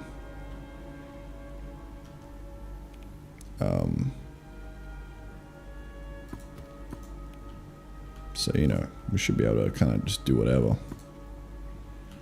If we save this, exit out, we should have a bunch more dimensions on disk, which we do. And we should be able to just open it up and it should just work. Yeah, look at that. 2, 1, and then another here. So what's going to be cool about this? Oh, I think the data just got completely yeeted. All right, so we need to make them not stack. Otherwise the metadata is going to get fucked. That dimension is now completely on. All right. I was going to say what's cool about this is that you could basically use them as like little modules and functions to like move around the place. But yeah, we gotta fix this issue of it not stacking. I think the easiest way to like preserve the metadata across stacks is to do one of these.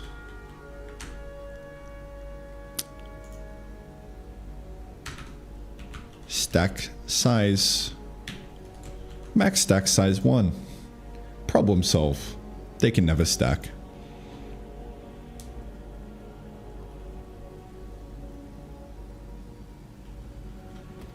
So now when we pick this up, I mean, I think that just stacked into, yeah, that one. Uh-oh. Oh no. Oh no, what's happening? I'm trapped, bro. It's over. I'm stuck in it forever. Oh, I'm back.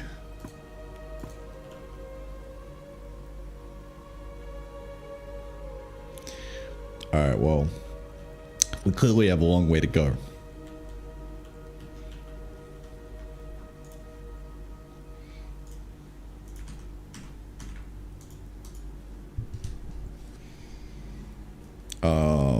That was because they were, I think, because there were a bunch already stacked.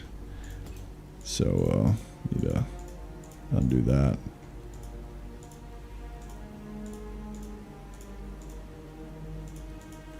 It's kind of wild.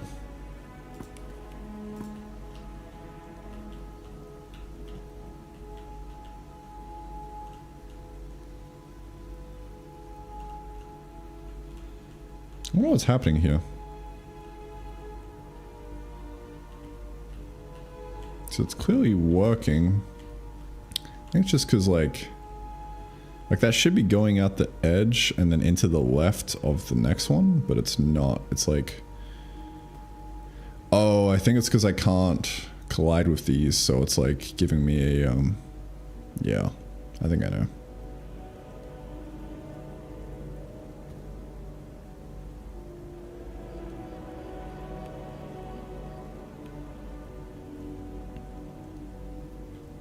It's like clipping me into the wall and then moving me elsewhere.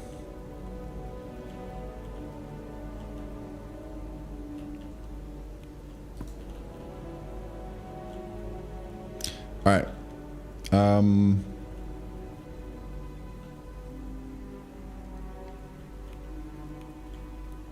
So yeah, you should never really get into a situation where you can stack these. You're definitely going to lose track of what's what though, so we're going to need to have some way of identifying what each box does, but future me problem, current me problem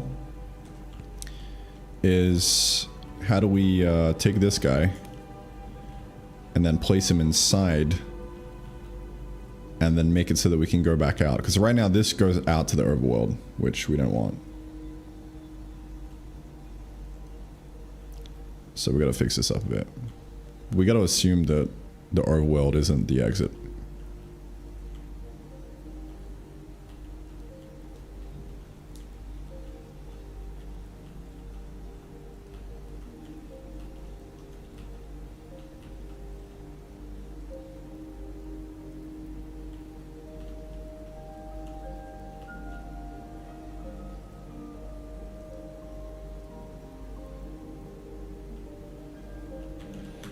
So let's fix that up.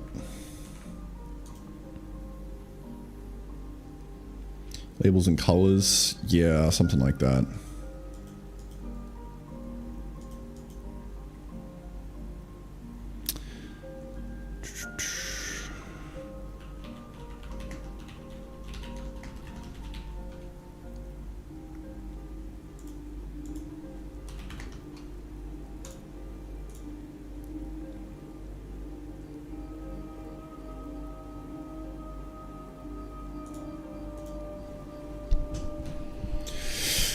Oh, okay.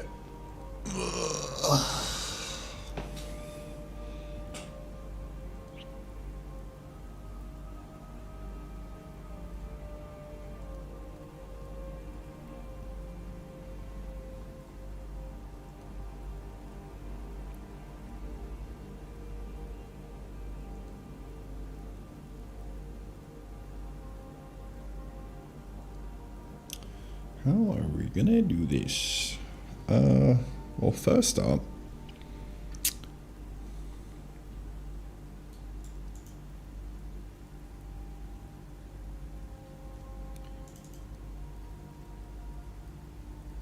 we gotta rework this. This is just assuming the overworld, which, ain't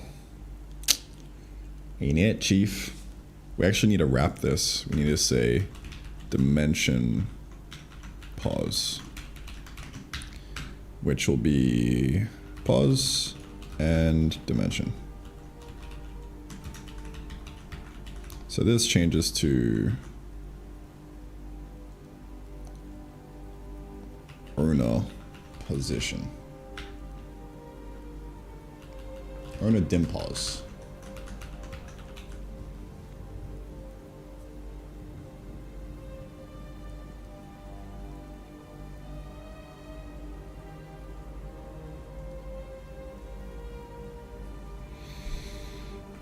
Let's fix all the errors. So add dimension data. When we go in, we need to owner dim pause equal to pause is the entity position and dim is the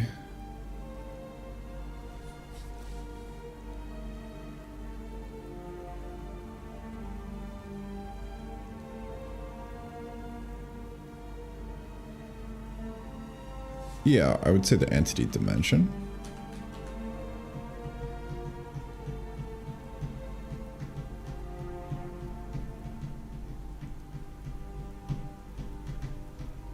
That's kind of it. Let's see.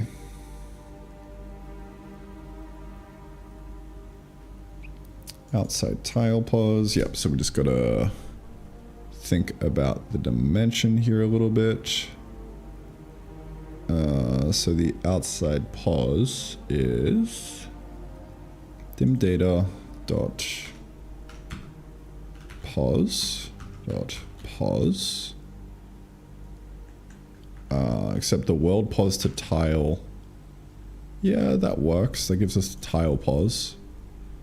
But we need to change the context here to be, we are now inside the dim data owner dim pause dimension, and then that'll be the thing that makes it work. And then what else we got? Overworld to tesseract.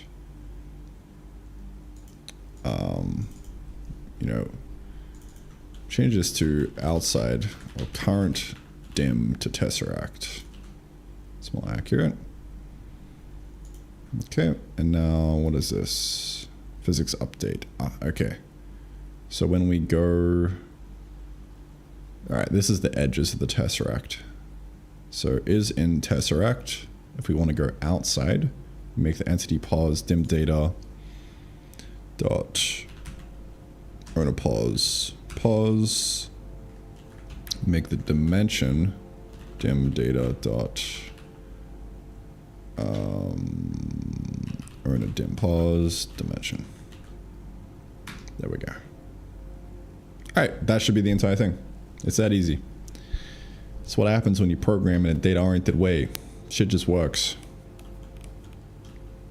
I'm gonna have to reset the whole thing though. So let's back this up.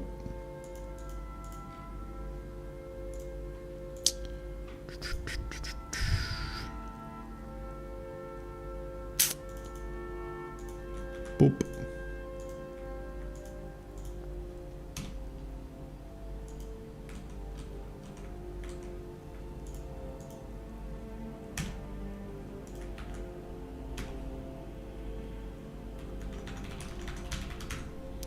Let's back this up.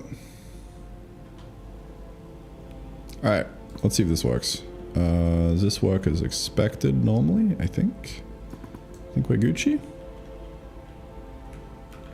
So that's one dimension.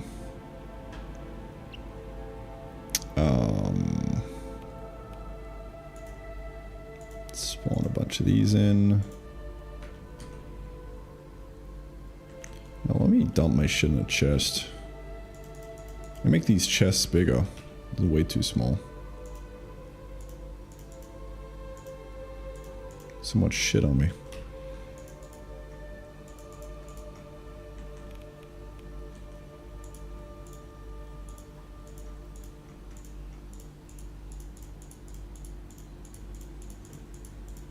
Alright. Dude, we're stacked. Okay, so let's try the tesseract in tesseract idea. Alright, let's chuck that there. And we'll go in, and then out. Oh! Tesseractception. Oh my god, that's cool. It's a bit jarring. But we just need to work on the transition going into it. That's awesome, dude. Holy shit. We are now a tesseract inside a tesseract.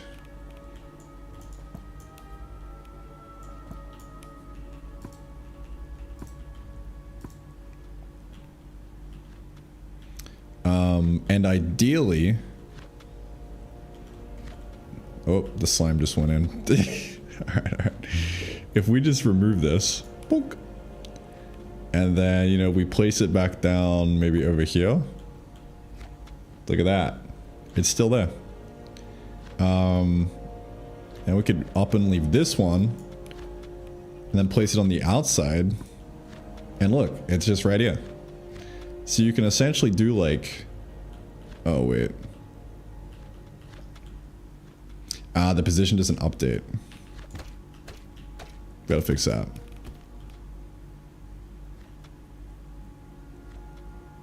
Yeah, because it still thinks it's inside here. So, whenever we place it down, we need to update the position that we just placed it at. Right?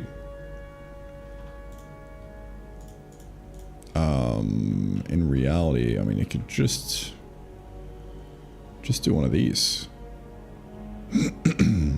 Update every time if we're not in the dimension data. Or no.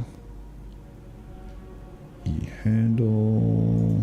That should never change. This tesseract should never change. But this, we can just set this every frame and it will be fine.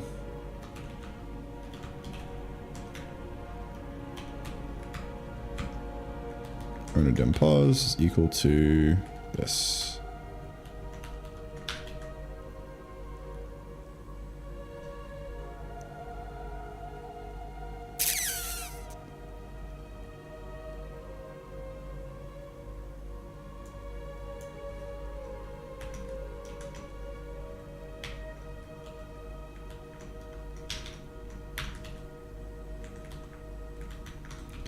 Update the pause. Easy clap.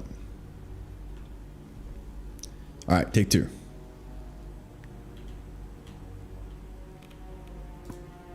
Bonk, bonk.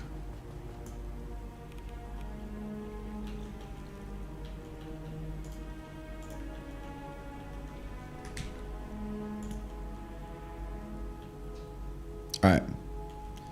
Tesseract inside tesseract.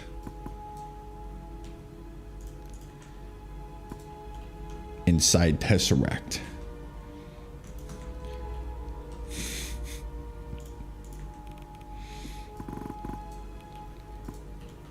Inside tesseract. Now, let's say we're building something cool on the inside here. And we're like, oh, I want to like move this somewhere. Pick it up. We go all the way out of our maze. Dude, we're like 3 or 4 levels deep there, bro. Place it down here. It's right here. How fucking sick is that? Holy shit, this is huge. Dude, this is the best invention since sliced bread. The possibility. The sheer factory building possibility. My god. Holy shit. This is insane.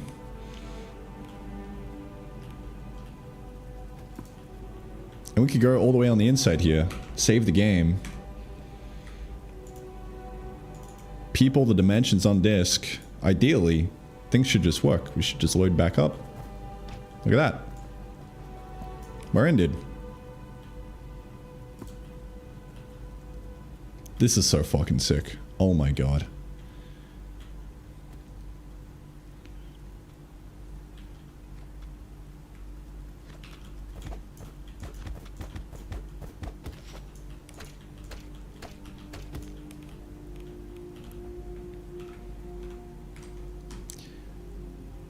The culmination of 3 days.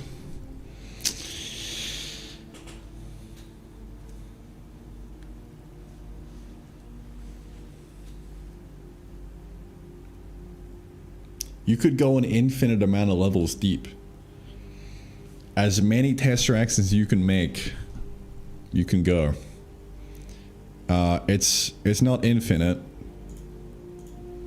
It's whatever the U32 max is.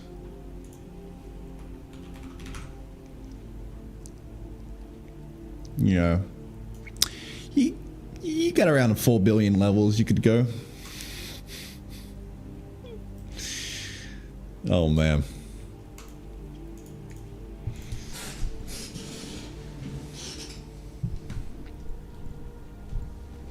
Yeah, you might need to download more RAM for it though.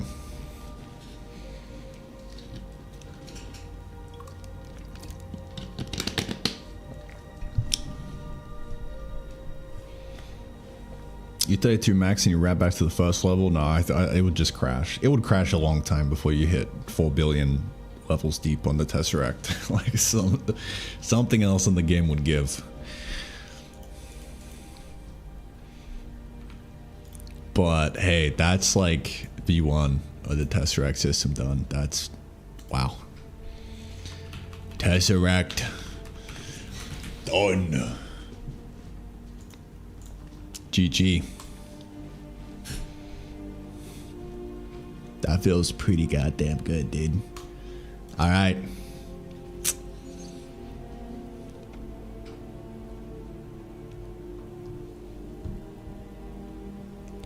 Wow.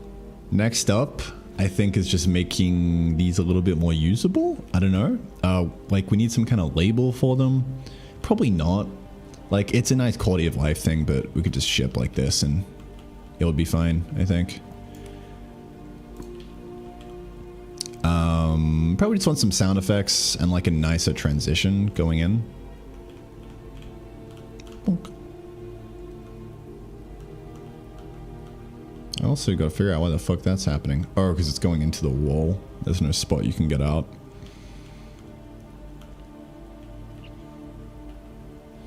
You could technically lock yourself in to a Tesseract if you do that. Oh, you could kind of luckily squeeze out. Wait, hold up.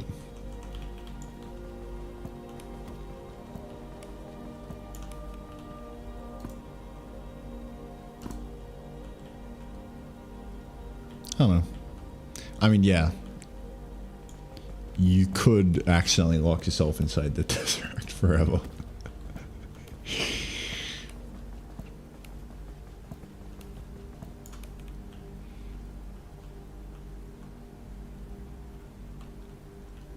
It's like Inception, you know? You don't want to go too deep.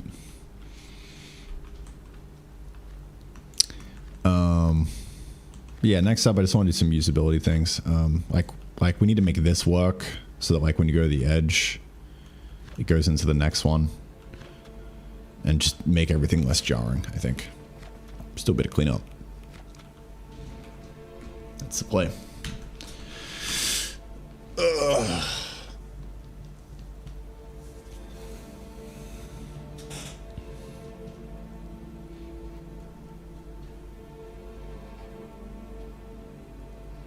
Can you farm within the Tesseracts? Yes. Everything should just work by default. Like anything you can do in the Tesseract, you should be able to do outside. Like you can even dig up the ground of the Tesseract. And you could place dirt on the inside here. And then make like a tree farm or something on the inside.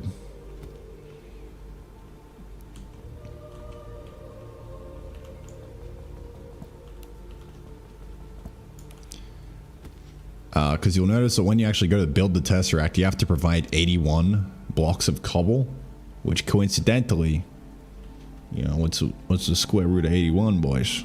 1, 2, 3, 4, 5, 6, 7, 8, 9. You gotta actually like put the floor on the inside.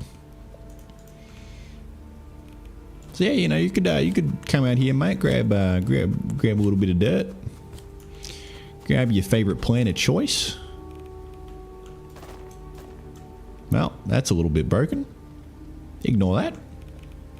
Throw it in. Get yourself a stone farm, mate. Look at that. Easy clap. Yeah, this is gonna be sick. Oh my god. So much real potential.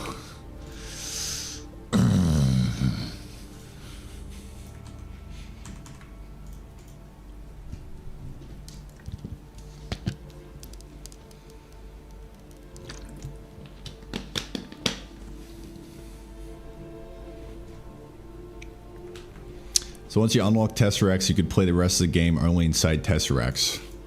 Oh man, maybe. No one's stopping you. Alright. Let's do a bit of cleanup.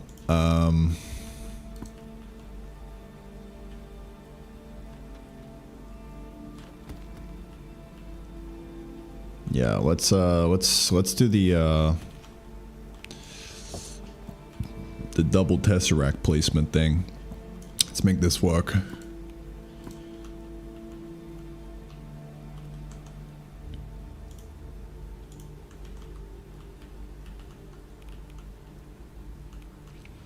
So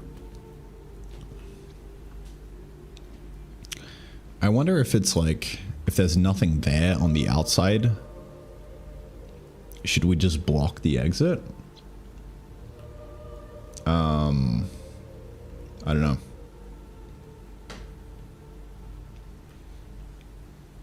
If there's a cube, we could just directly like go to the next cube.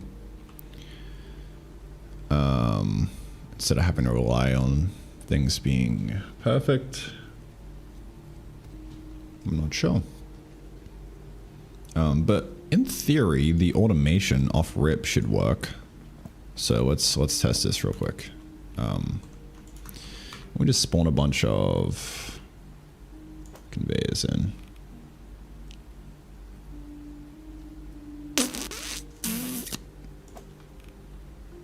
Now let's get a bunch of these guys. Nice. All right. Well, we can do the experiment inside the Tesseract if we want.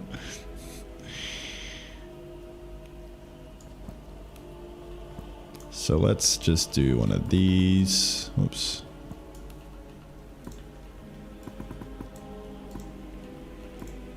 All right, so that should go out the other side.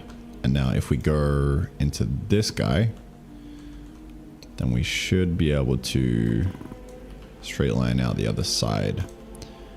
So if we put some, let's say, copper in here. All right, let's see, goes in here. And then it should go into the next one, which it does. And then out the other side of this one. Yep. Out into the overworld. Oh shit, man. That's pretty clean.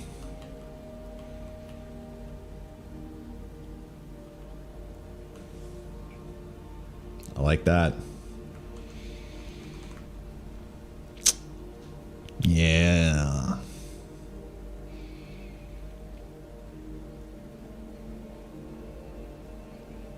Tiered chests? Yeah, that would be cool. That would be cool. We do need a chest upgrade.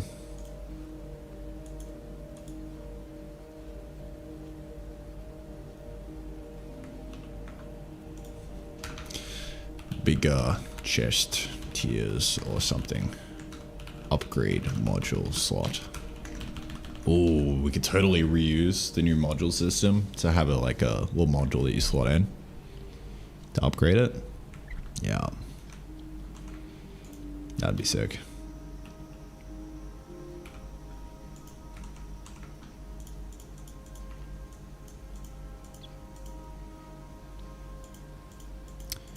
All right.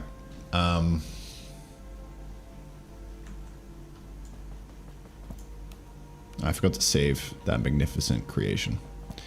But yeah, it works off rip with automation because I programmed it half decently. So I just want to make it so that nighttime doesn't bleed through into here real quick. Let's fix that. Power go through tesseracts? Not yet. We also have to make that true. Make power work via tesseract.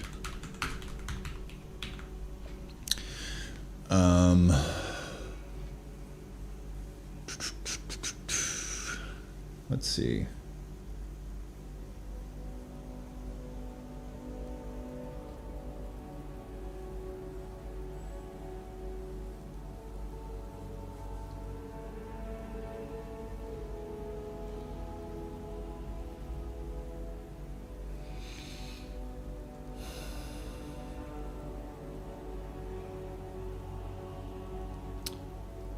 I want to disable the night cycle when we're inside.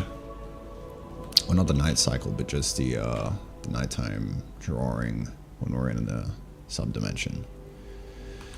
So I think it's, yeah, night alpha equals whatever. Yeah, we can just do this at the end. If dim data.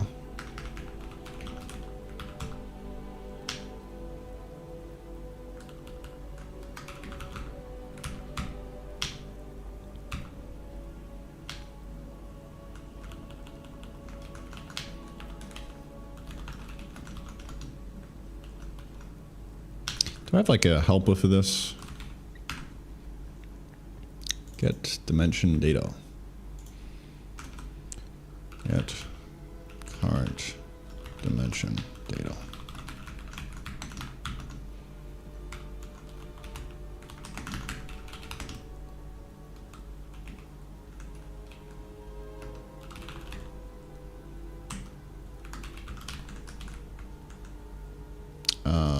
Tell you what.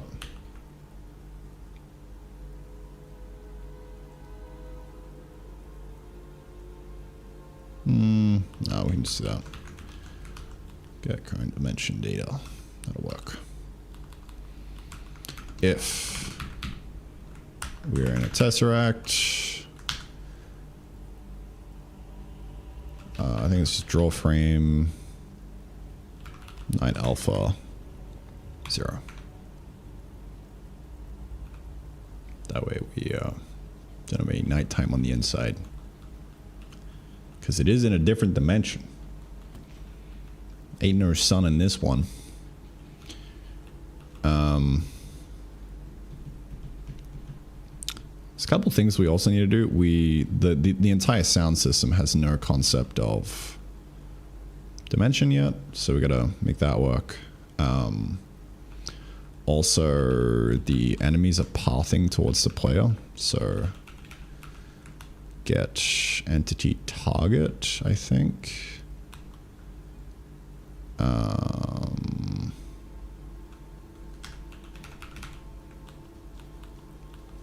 I think it's just this one.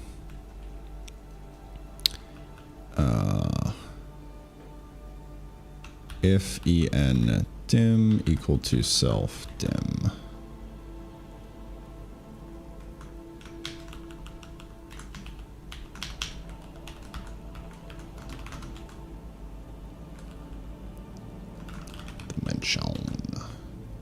Okay, that's one, and then I also want to do the sound.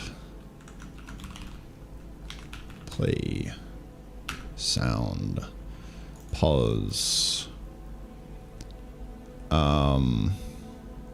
This might be a little tricky.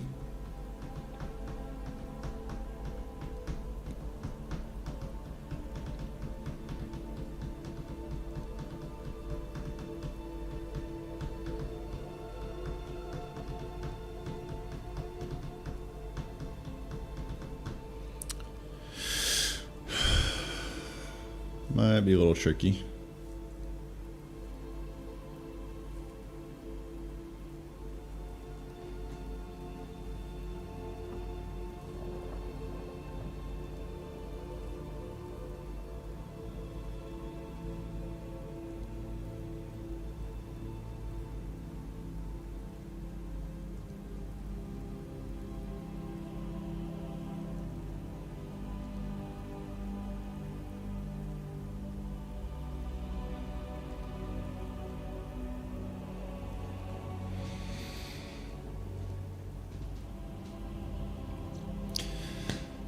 Because the sound is in a package. It pisses me off. I need to take the sound out of the package.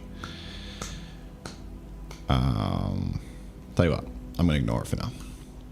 I'm going to ignore the problem.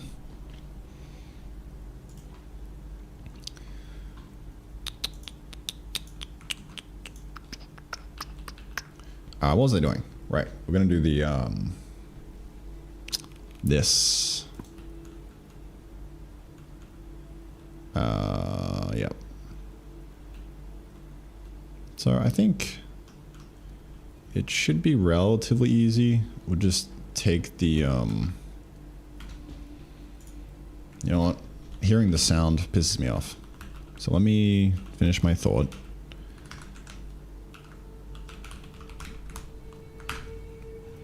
I think all we need to do, not this. Oh yeah, this. Shunt into a dimension. Yep. Kinda. No, it's the exit that we care about. Yeah, okay. So let's go find the exit.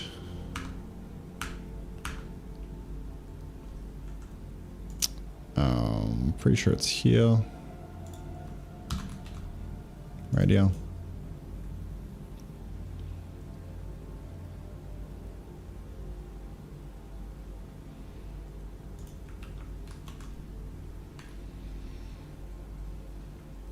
We'll just directly, instead of putting it out into the dimension, we'll see if there's anything there and we can put them straight in. That'll be cool. But before I do that, I'm pissed off with the sound playing.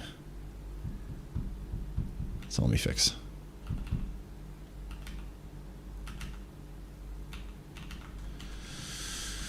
Okay, what can I do? What can I do? Play.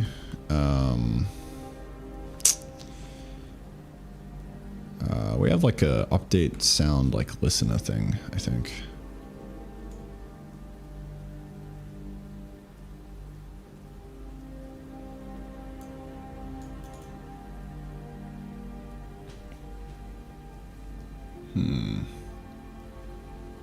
This might be a little twickier than I thought, dude. MDBM. Hello, good sir. How you doing? I'm making this thing. I'm making game. We do a bit of game making.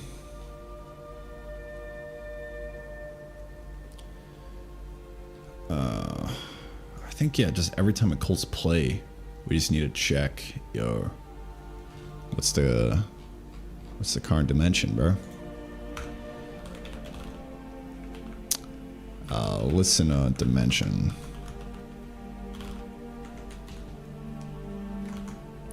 We can make that a U32 because I don't have access to that, you know.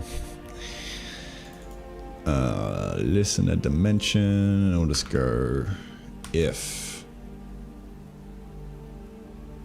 Yeah, no, we need the context. All right, well, I'm gonna have to make this sound not a package. Is there an easy way I can do this? Let me see. I'm like trying to keep the dream alive of the package. What do we need? We need the listener dimension. We also need the dimension that the sound gets played in. But I can't easily do that.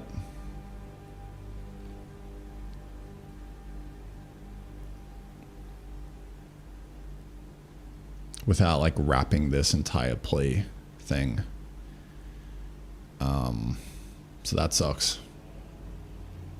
I mean, I could just wrap the whole thing and then we do the context thing on the outside, but it's just like, it complicates the shit out of things and it pisses me off. So yeah, I think the package dream is dead. Built to be a standalone package with no external dependencies. This just creates friction. Me no like. Me no likey.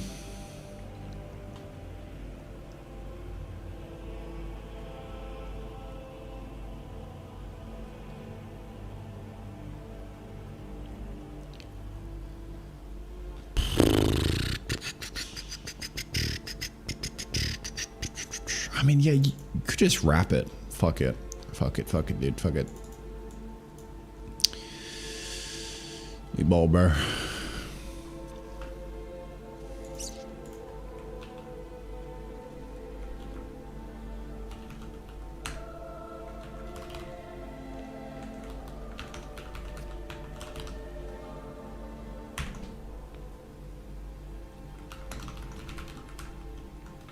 That might actually be an even better solution. The dream of the sound package is kept alive.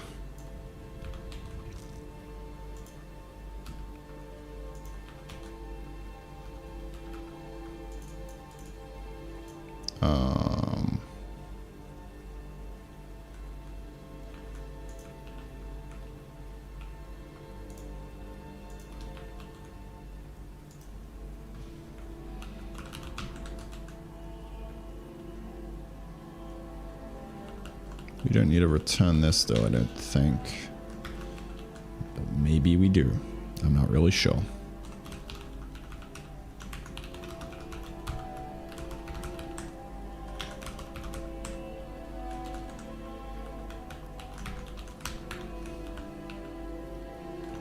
Alright, let's take a look-see at all the sound.plays, shall we?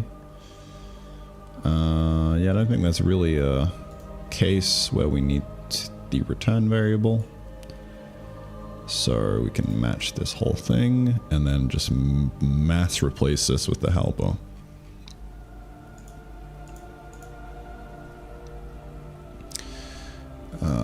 Called play sound.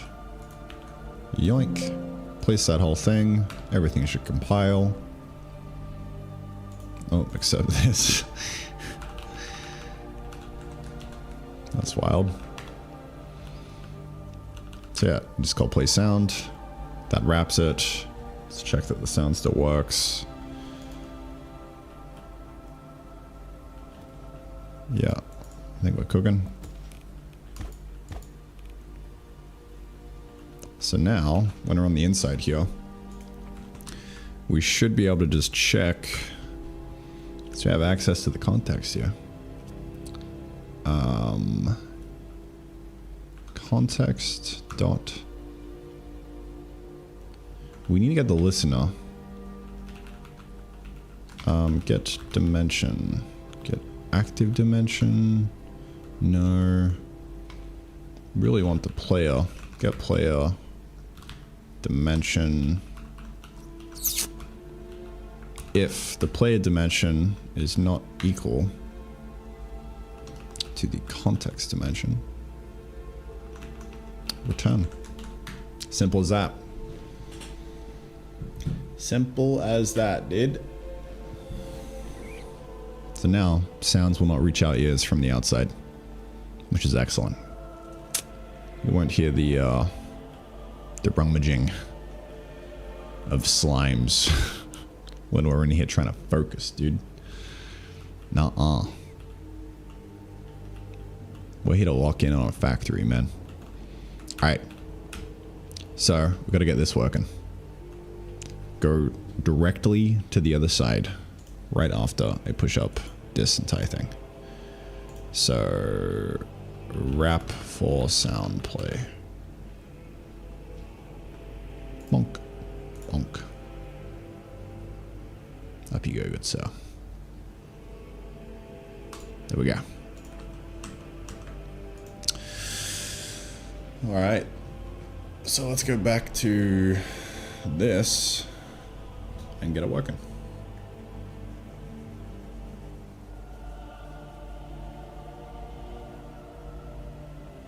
Module for slots and one for stack size? Yeah. Yeah, you could.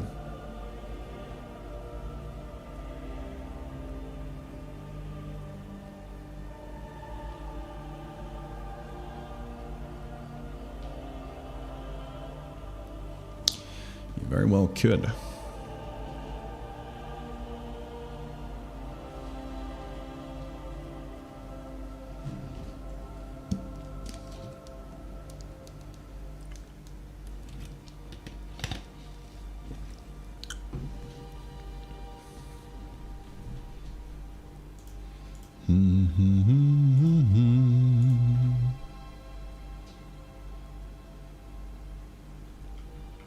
What is the time? 10:30. Oh. Am I ready for another day at gym? I think my body's all healed up, dude.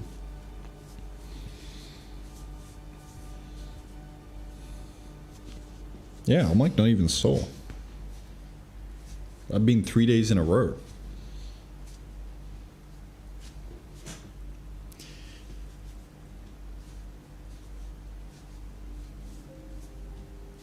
Yeah.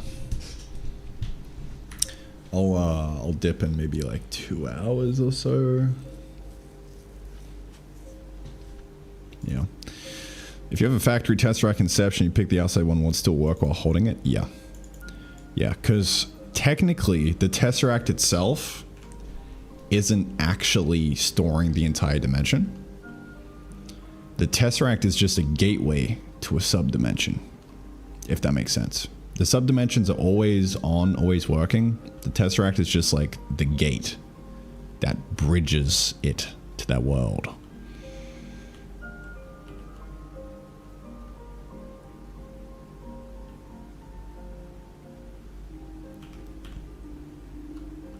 So that's why it's really easy to just, you know, pick up the whole thing, move it around.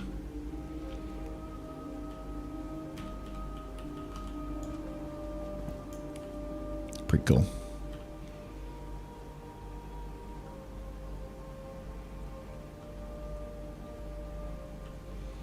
Alright, let's fix these shenanigans. Absolute shenanigans, dude.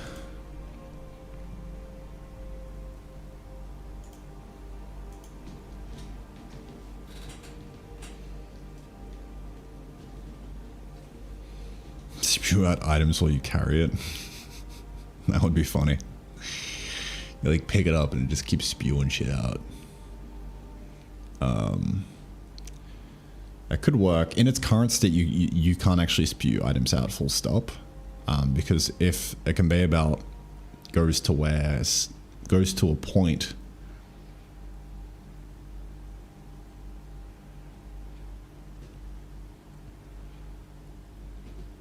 where there's nothing there, then it will just back up instead of spewing out. So, yeah. You couldn't actually do that in the current state.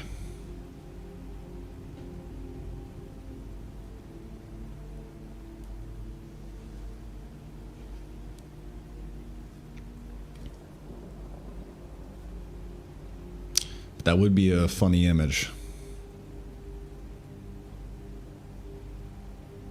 It jumped out while the item was held. Oh, true. No, like that actually, I don't think it would work right now. Let's see. Where is it exiting to? It'll just exit to the last known position. I think that's what it's doing. Yeah. Yeah, it'll be the last known position.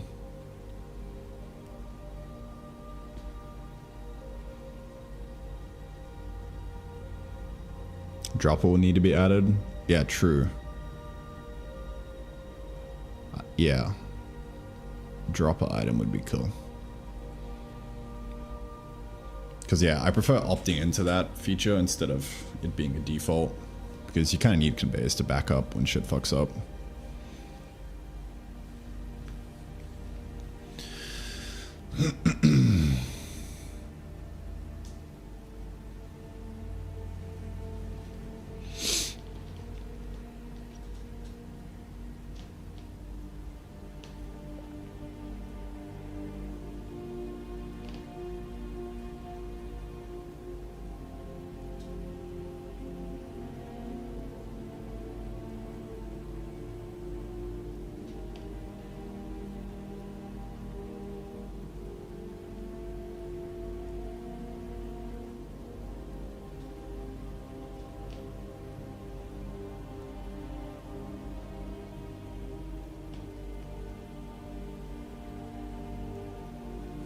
Okay.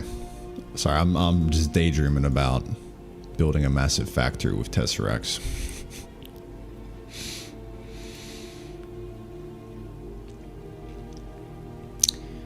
Let's see.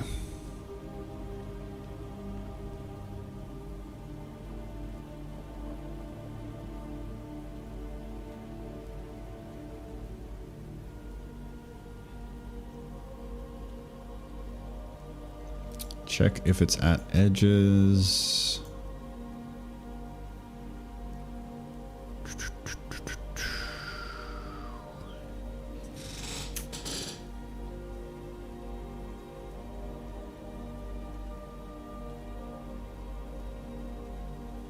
Yeah, so if it collides, then we first want to check for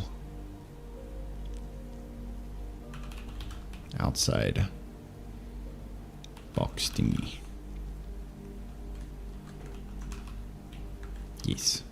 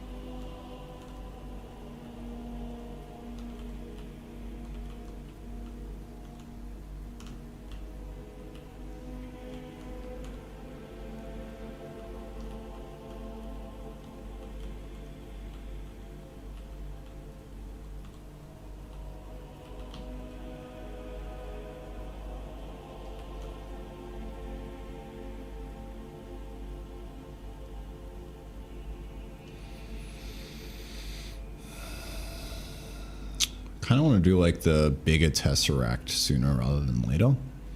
And I don't know if it should just be module based.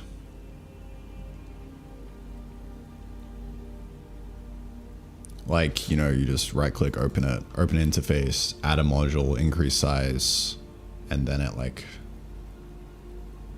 balloons up.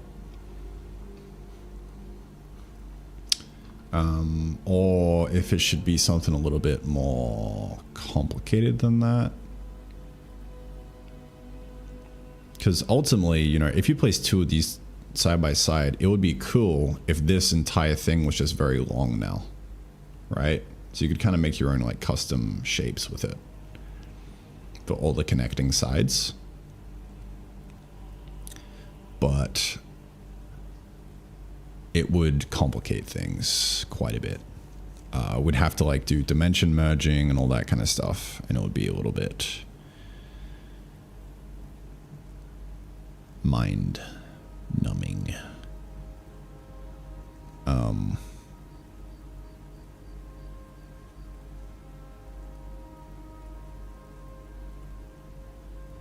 So I'm wondering if we just make a second variant of the Tesseract, which is just a bigger Tesseract. You know, it's just like a tier 2 Tesseract, right? You place it down, it's like twice as big. Whatever.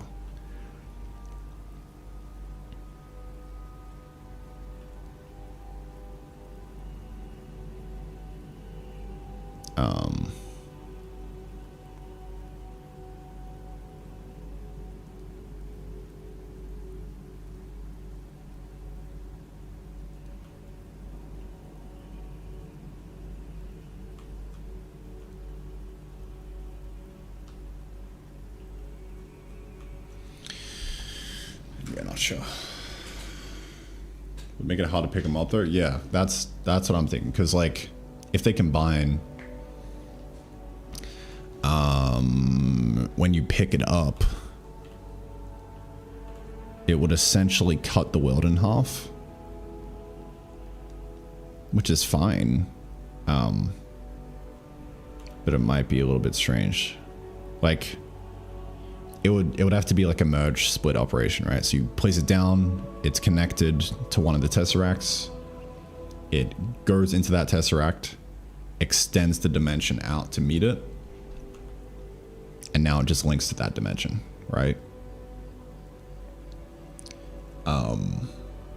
And then when you destroy it, it unlinks from the dimension and creates its own dimension and like cut and pastes all the content into it.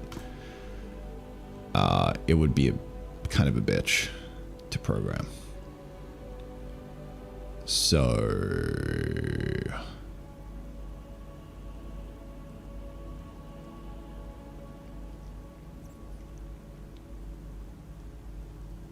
kind of leaning towards just the tier 2 version of it.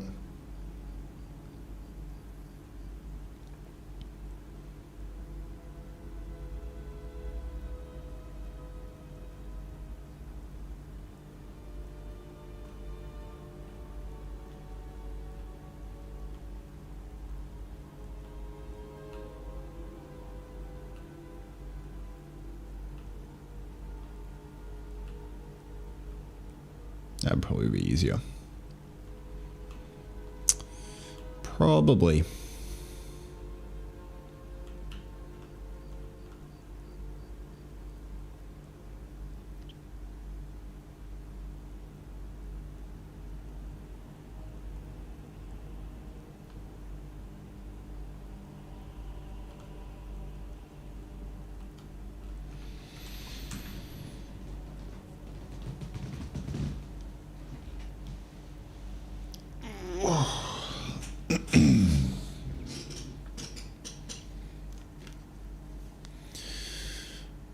All right.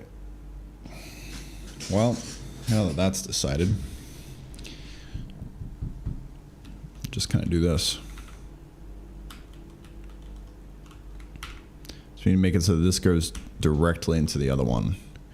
So let me go find the conveyor logic, because I did something similar here. Yeah, this. So I kind of want to function like get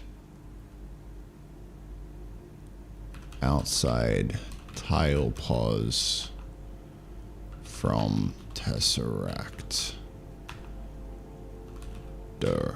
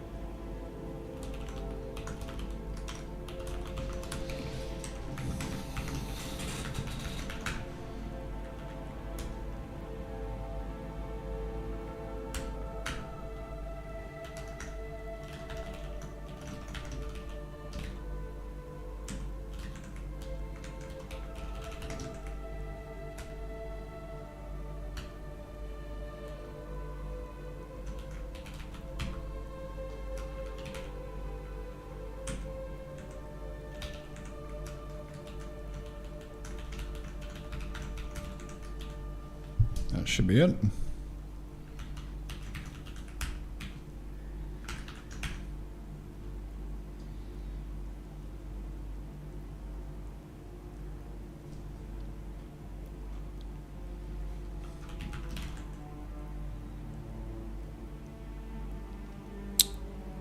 The direction is just the direction.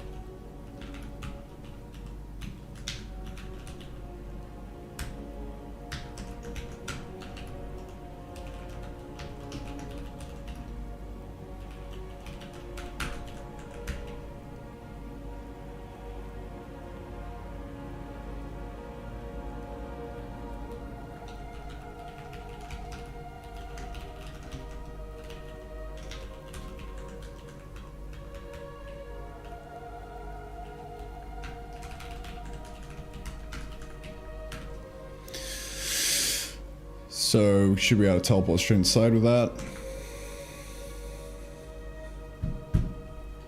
Just got to figure out the actual logic for it. I'll just subtract this out. Shunt into dimension. Against dimension.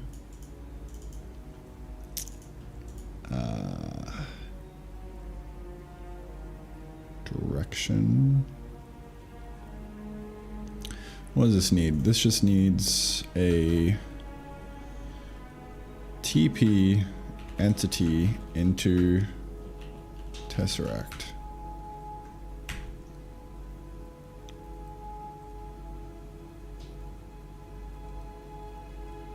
E is the tesseract. The entity is the against. And then the direction is the this.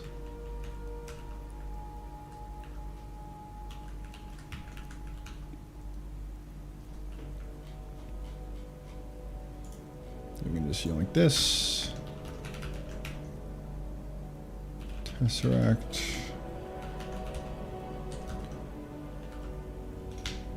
Entity.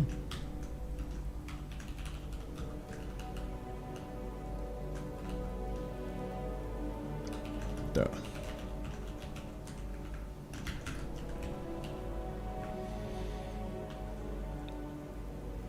Copy this whole thing on the inside.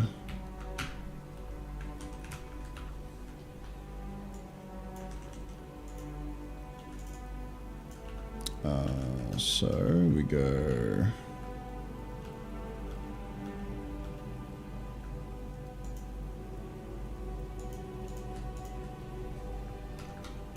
dim tesseract earns dimension. So again, start dimension is equal to this.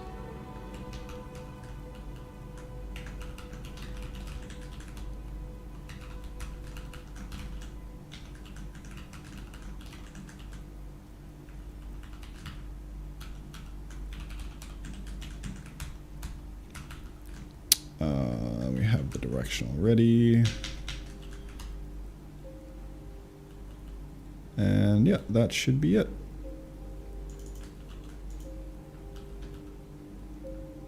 So now we can just call that directly from here. TP entity inside tesseract. The tesseract is the entity at pause. The entity is ourself, because we're running into the wall, I think. Yeah. And then the direction is the direction. Alright, that should work. Let's see. Remember the truth, we run sideways. Yep, and we went straight into it, except other way around. Wait a minute.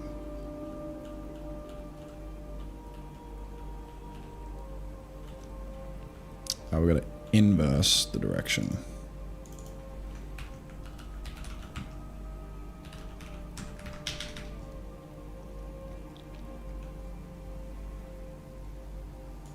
Honk.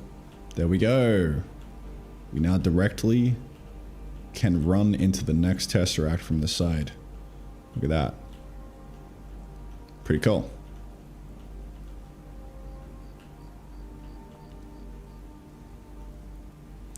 I want to fix this. I know it's coming across on screen. It might sometimes, but there's like a one frame glitch that I want to fix.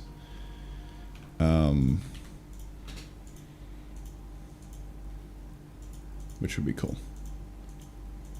That would be pretty cool. Pretty cool, man. I think it's to do with this. Like this could technically happen and then render the frame, but then next frame we update the dimension. So set entity dimension.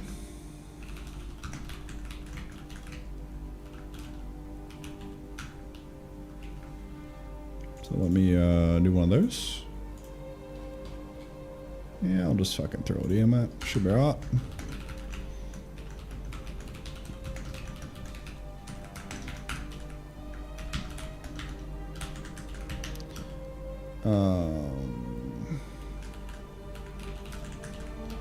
And then just go to the update, game update. I think up top here. Yeah. The context dimensions equal the play dimension. So this is a hack right now. I think what I'll do is I'll just go if e kind player context dim equal this. Now that might fuck things up a little bit.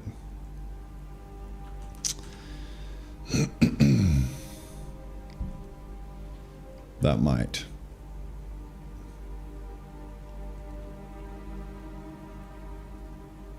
That might fuck something up. Because like if we're setting the context here,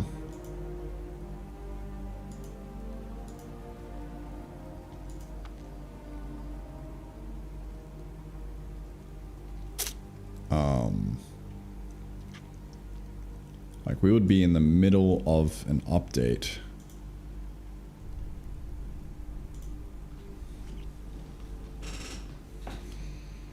And so we would be setting the camera to a new position, but it would still be in the old world.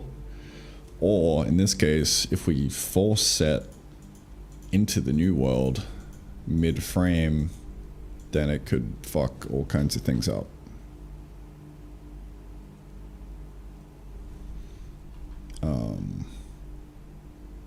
Because like we're pushing the context here, and then we're setting it on the inside here.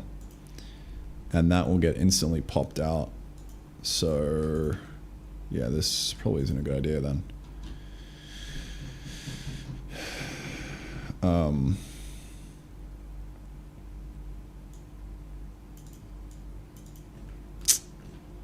Let's see.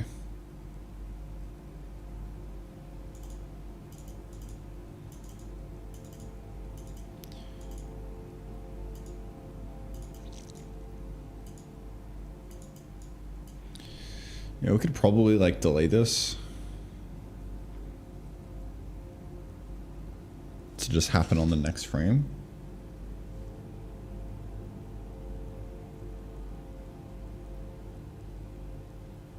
It's probably the easiest.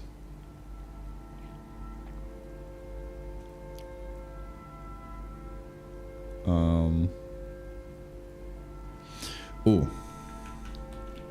Actually, I think what I want to do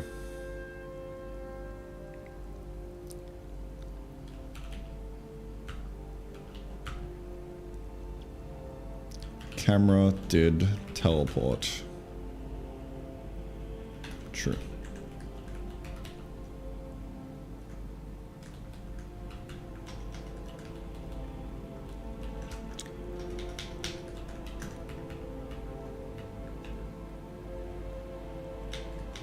Hard, say, snap camera, because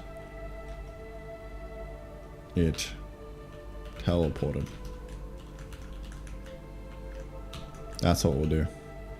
That's the strat, dude. Alright, back this up. Fuck you.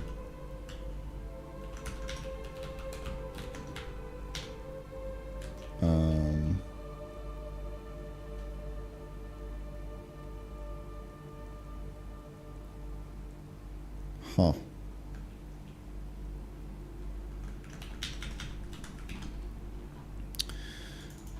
Shown into dim, entity dimension, equal dimension. Yeah, we're not doing the set anymore, which is cool.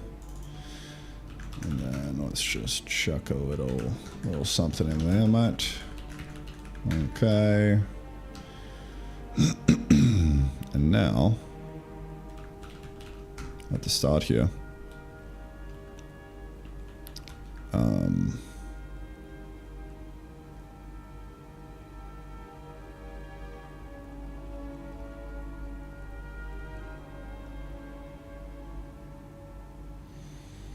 snap camera because it teleported.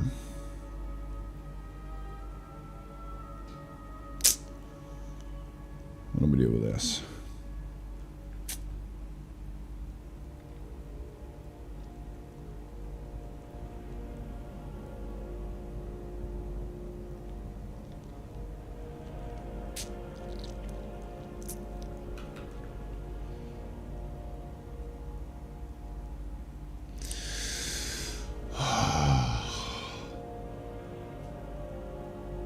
You know what? Let's do one of these. I think this should be fine.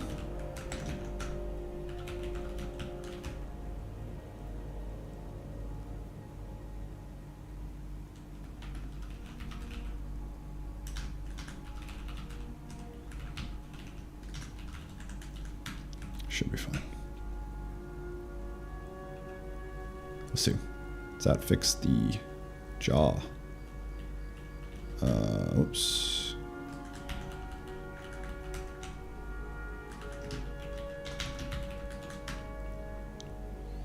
Feeling like Factorio up in here. I don't want that instant camera. Alright. Bang, bang.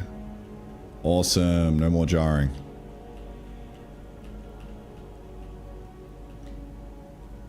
Sweet. Oh yeah, that's awesome. So much cleaner. This is going in way too deep when we actually go in, so let me fix that.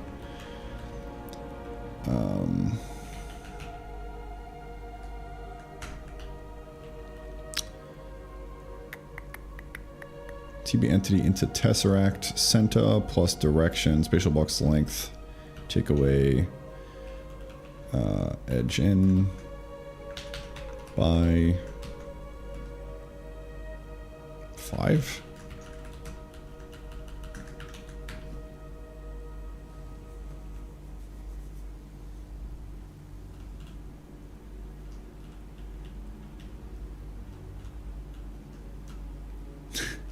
Let me in! Ah! Yeah, because if it's too close, then it just will teleport back out straight away. So we could throw a cooldown on it to make that a bit more clean. Because ideally, you just want to be like straight at the edge.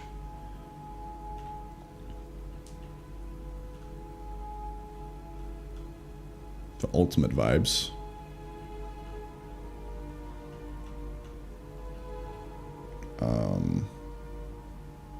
Also just change the box for it. Wherever the box is. Tell you what, I need to abstract this away. Not abstract it away, but like put it there because I keep having to go to a different spot in the code base to find where this is.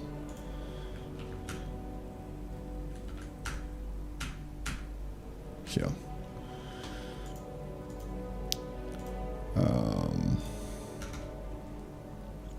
Post physics entity check for edge of tesseract. Not wordy at all.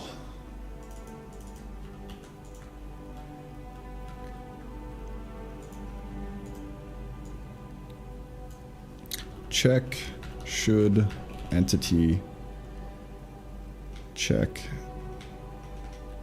is entity at edge of tesseract. Sure.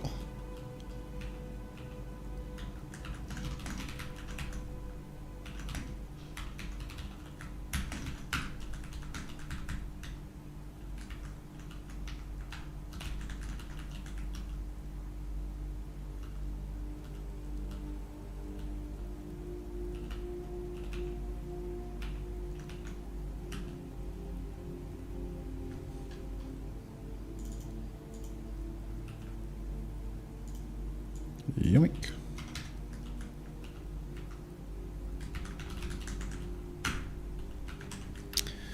Put this in the one spot so it's nice and easy. Move this entire thing into a new file as well. Check its entity edge of tesseract dim. Okay, check if it's at edges. Boom, boom, boom. Well, let's just make sure it still works. It does. Okay. So now we can fuck around with the size of this. You can probably make it 5 by 5, maybe.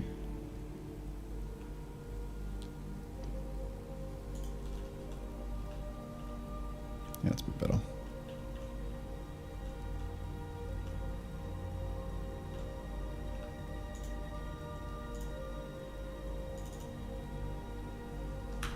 Like the TP6. Maybe. That might be good. I'm definitely going to need to make that more robust, but I feel like it's going to break in certain situations. Yeah, like that. Yeah, we really need to give it a good amount of padding. Otherwise we're fucked. I also just need to make it 0 and make it work like that.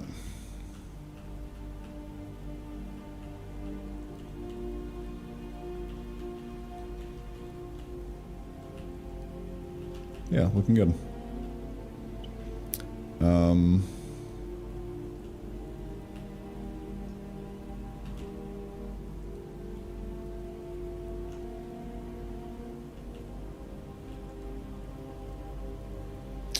It feels a little bit jarring because it doesn't maintain the momentum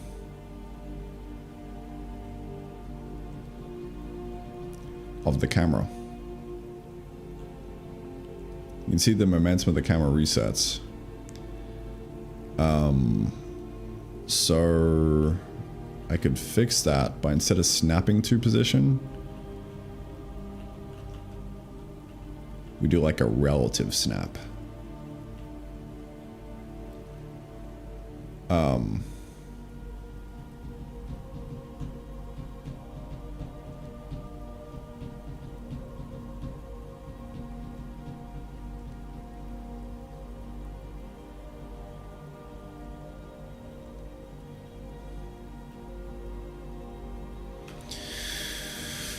Yeah.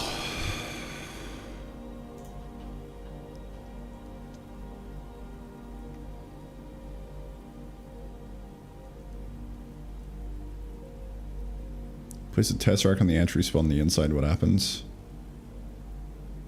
It's a good question. I have no idea. Probably not something very good.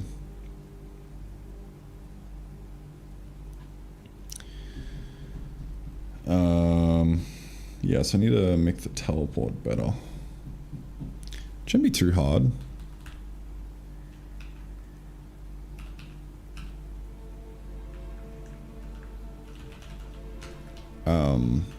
Snap because it teleported.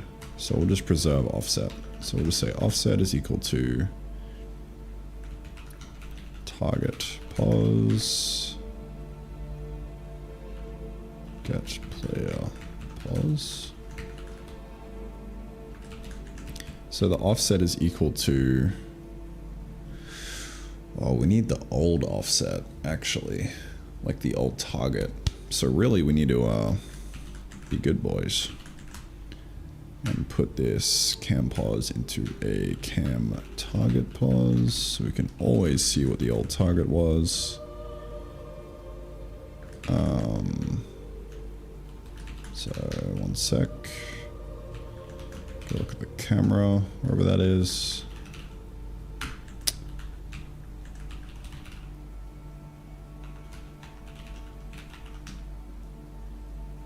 This guy.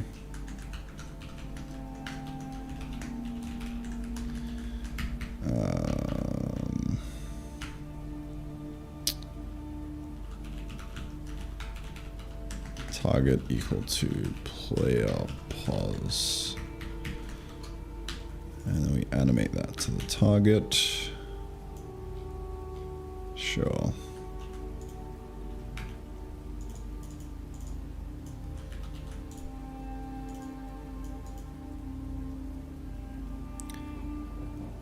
And now we have a target that we can check up here. Let's just say new target is equal to this, and then old offset.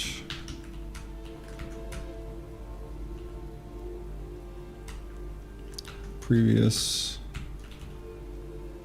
Take away that.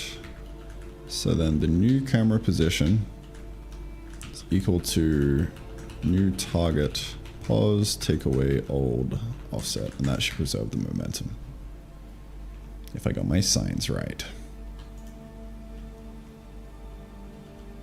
Nope, still jarring. Not quite. Other way around. Maybe.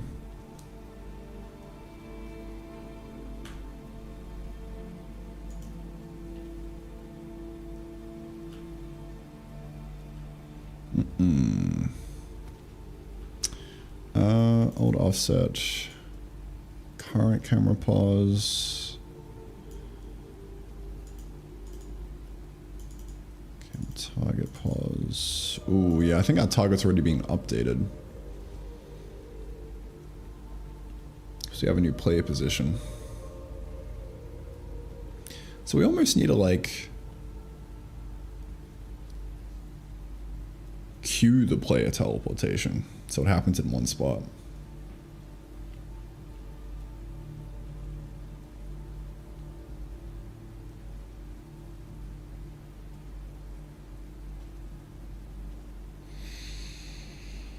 Hmm.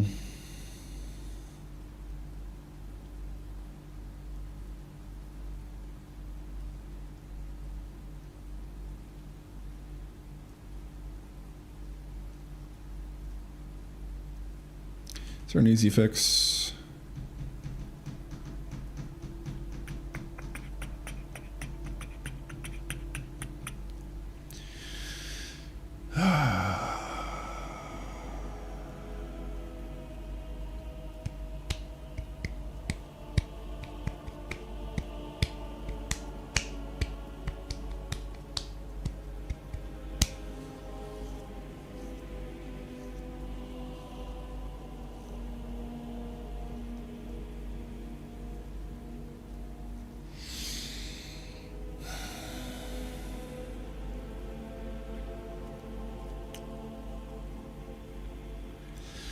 Nah.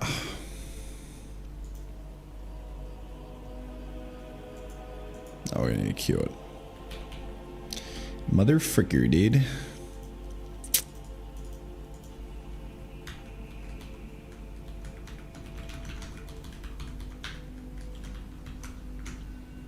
Teleport player to pause.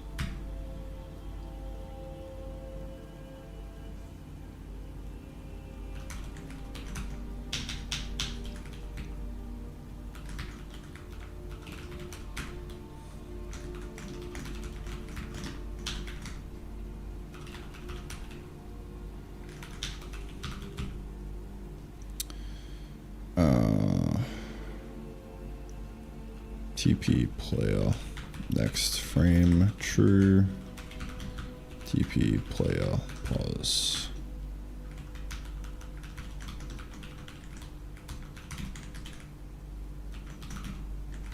So go to this, just grab those variables.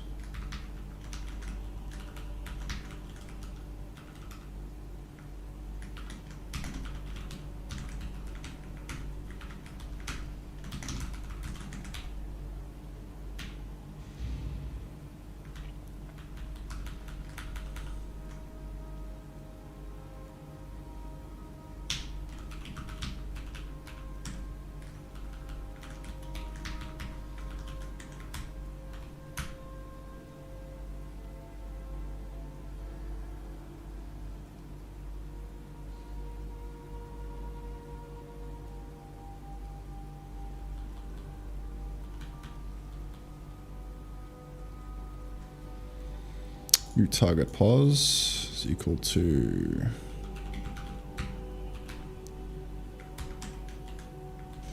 that.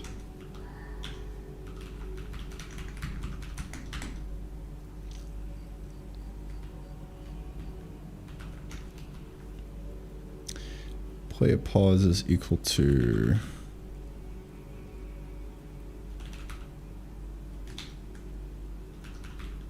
player next frame pause. And then the new target is equal to this. Alt offset reset. Maybe that is it. We'll see.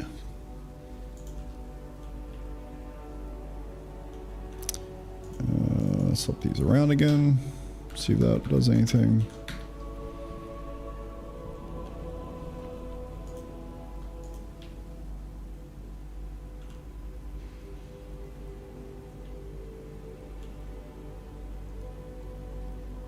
There we go. Yeah, no, that's way cleaner.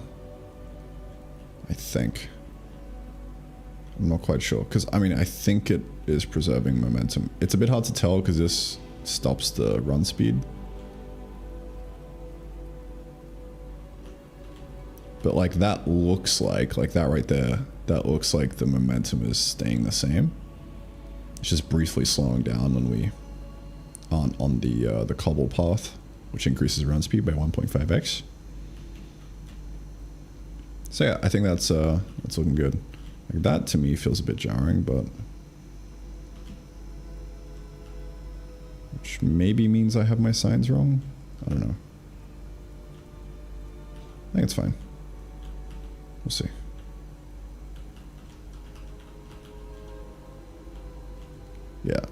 It's feeling smooth now. Smoother than before, at least.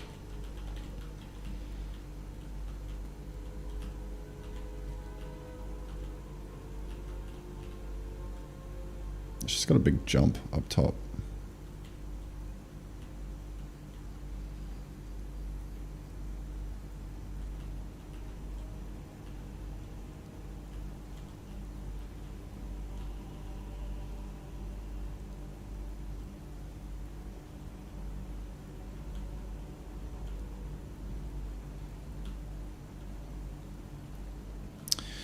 Can't tell if it's like momentarily teleporting me back in. Like that's clearly fucking up.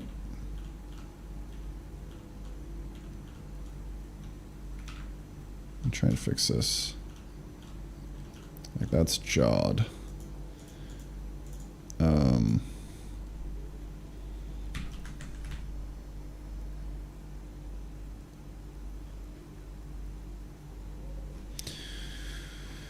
Cam target, take away the cam pause.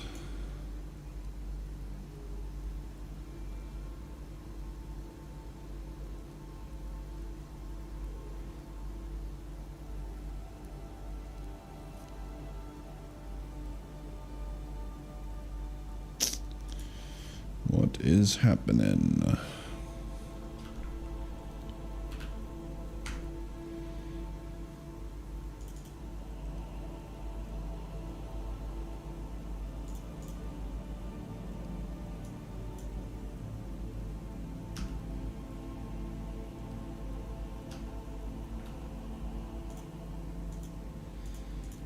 I'm seeing a one frame glitch. It's pissing me off.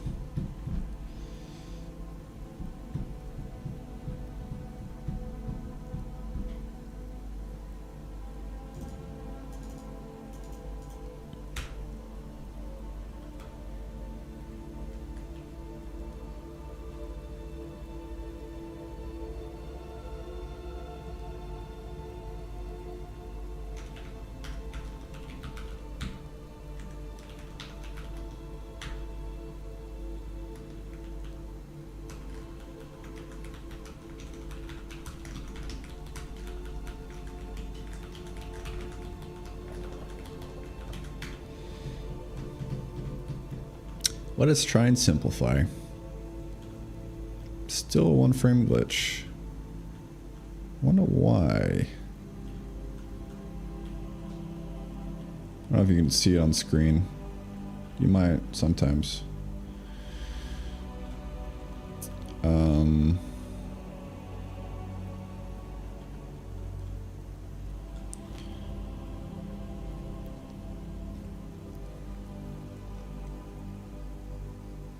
I don't know. Maybe because the dimension is also being set this frame. Wait, is it?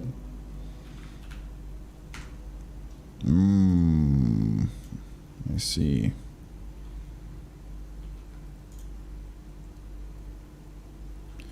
Well, that shouldn't matter actually. I'm just setting the play dimension, which shouldn't be a big deal.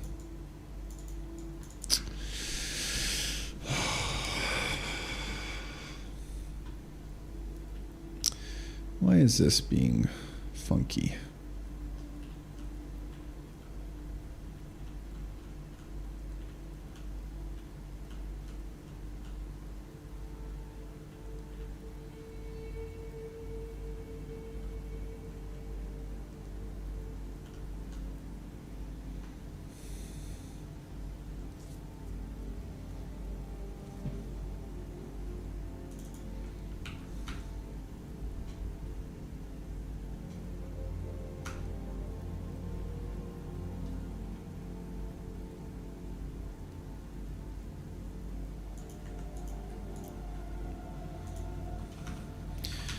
Maybe it's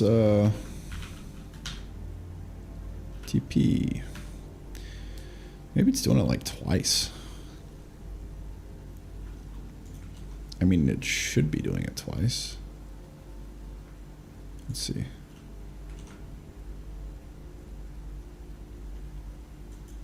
Why didn't that do anything? Did I not compile?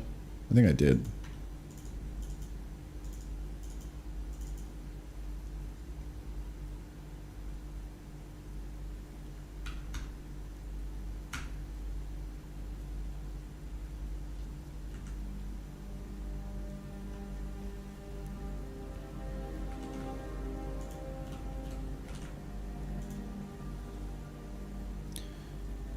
Huh?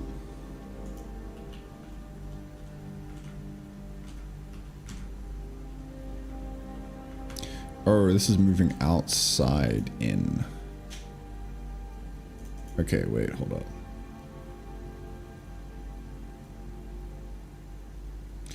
Oh, I don't think this is even getting hit, dude.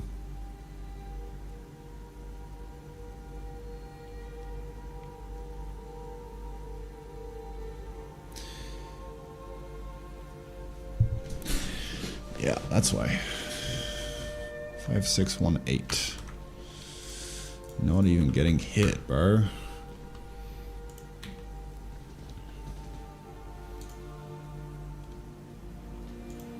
Alright, direction east. Tile pause of context dimension. That's the tile pause 6-4.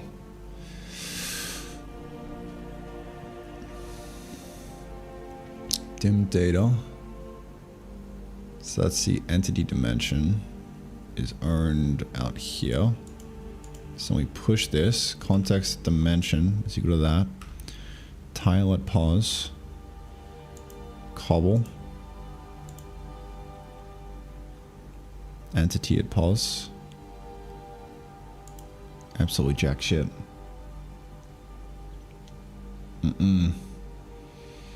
That ain't it, bro. That ain't it. It needs to be a tesseract. What's up with that? Huh? Are we in the wrong dimension, perhaps?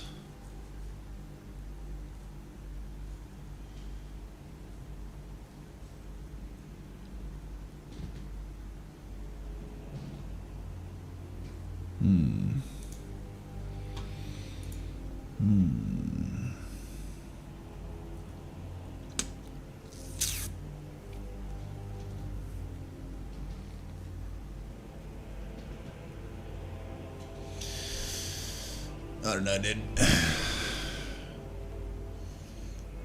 Is entity at edge of tesseract? Okay. We're in this dimension.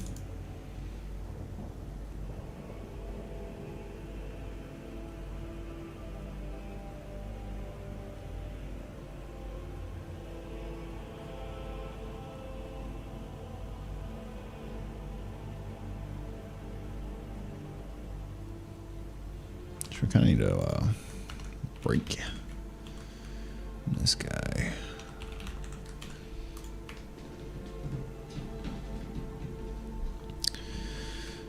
Let's see. We're in the dimension.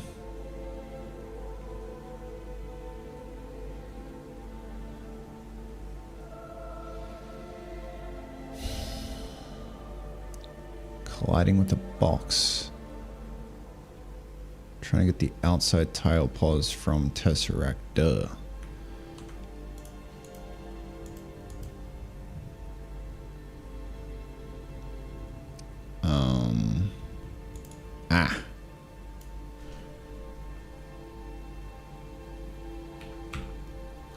Should be E.dim, I think.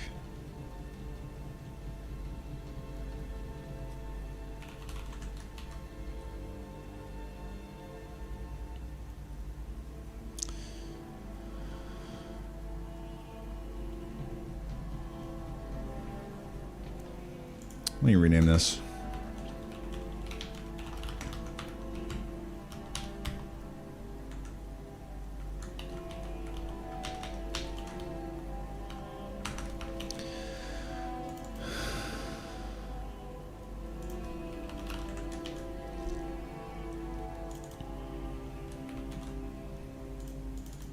Tesseract dimension. We use that. Tile pause outside.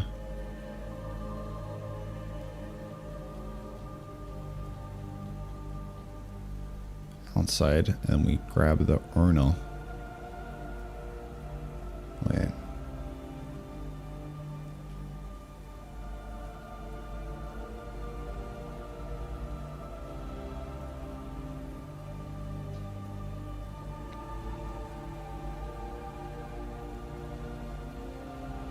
Yeah, we're inside the Tesseract. And we're trying to go outside. Yes. So then...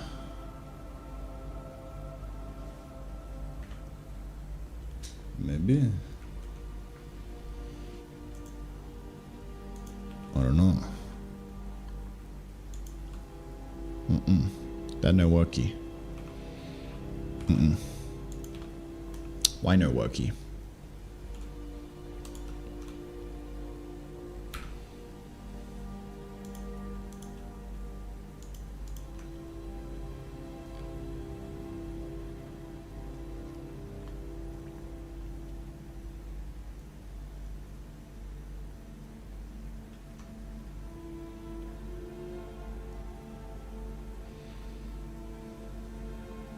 So we're grabbing the owner.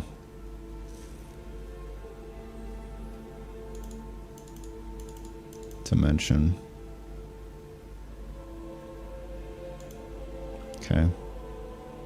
Tile at pause.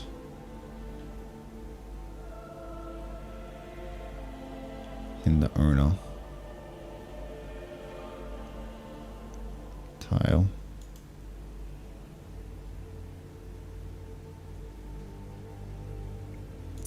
But it just doesn't have an entity in there. It just doesn't have that dog in him, bro. What's up with that?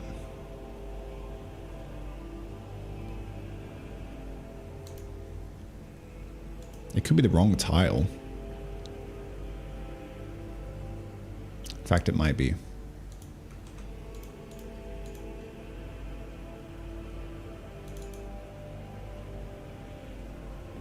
Maybe. I doubt it.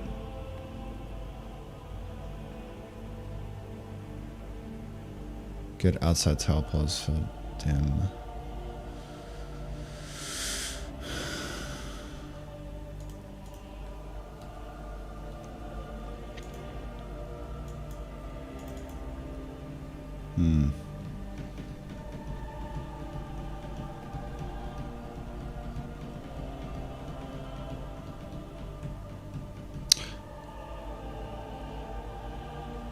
Wait. No. There's gonna be a whole lot of me staring at the screen. I mean, it works, but it baffles me as to why it works right now. Because it kind of shouldn't. Like, this isn't even getting cold. Shit's wild, bro.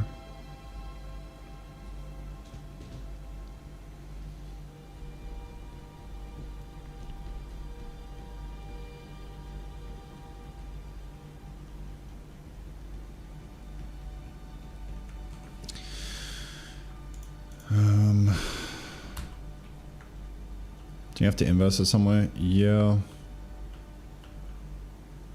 Maybe. I don't know.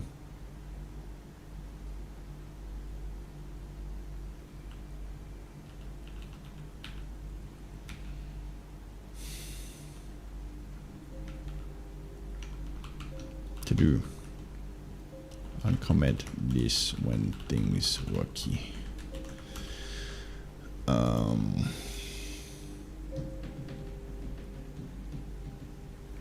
Makes me think that the scratch kind of tile cache thing isn't working, but it should be.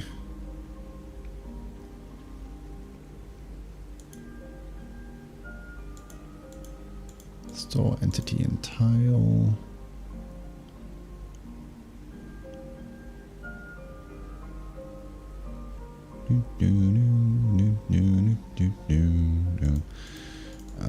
I think I'm gonna get rid of this because this is sus. It might be causing some bugs. It was harmless up until now, but it is sus.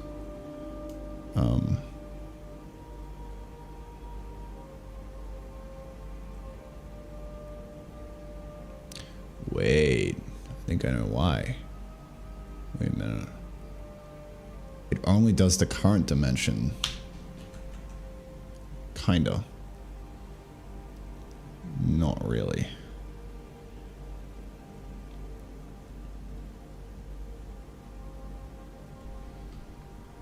I should be grabbing the entity. Get tiles at pause. Tiles. World pause to tile. Start tile. Append. Yeah, a bunch of tile pauses. Tile pause, create or get tile pause. Then it uses a context dimension to get that, which indexes like that. That's fine. That's fine. That should be good. Okay.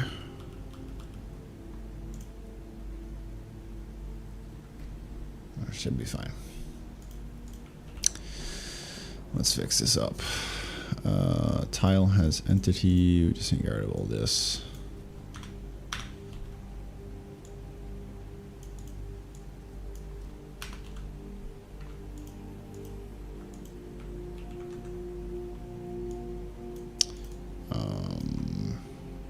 Probably just mass rename this. Yoink.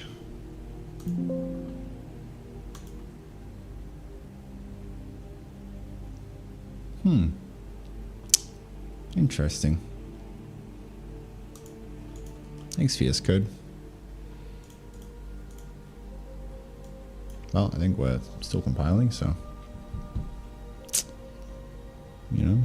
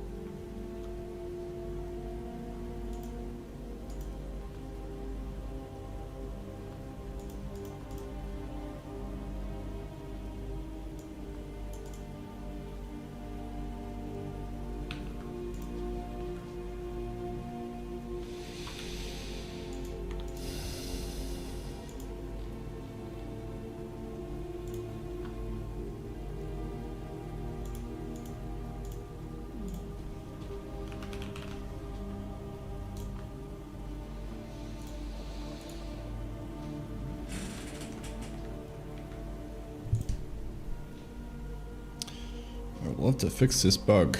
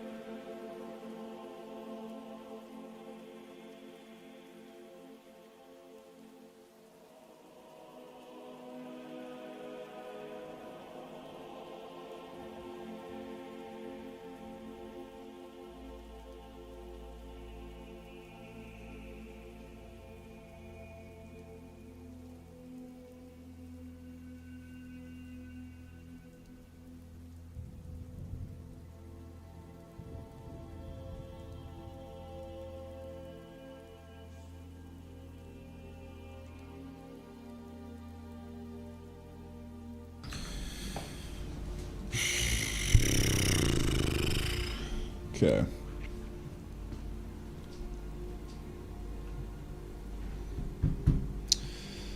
Let's squash this bug, dude.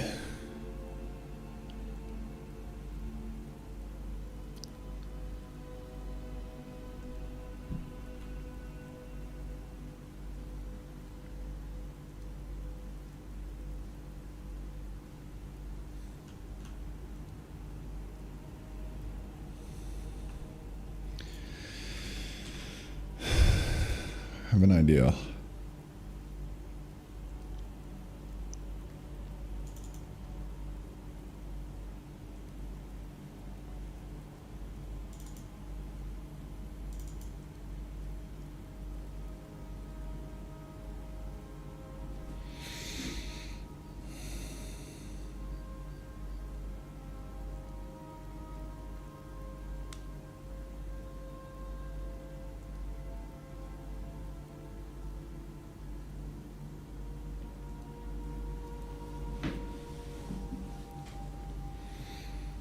Have an idea. Just so crazy it might work.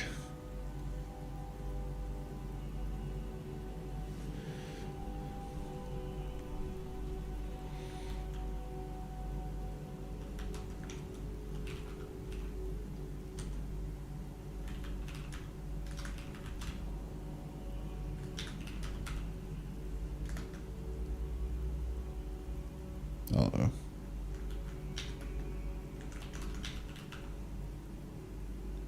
Uh-oh. The LSP is gone, dude. It's over.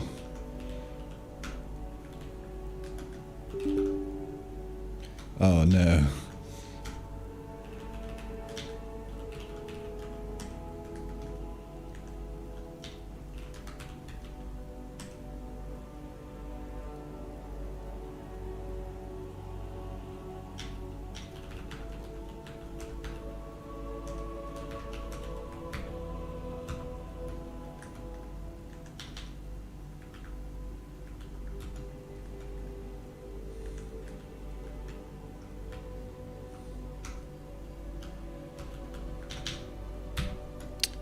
Wish I could see the other argument.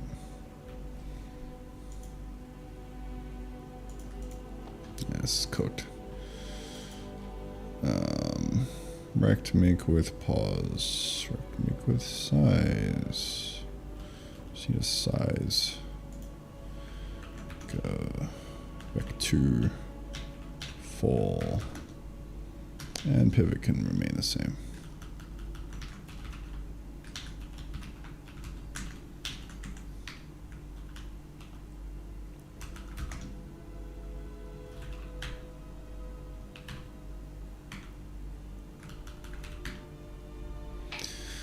Alright, I should draw a debug rect, maybe. Ooh.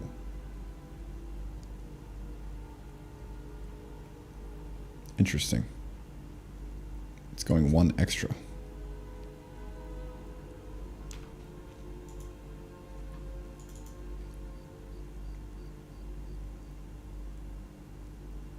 That is interesting.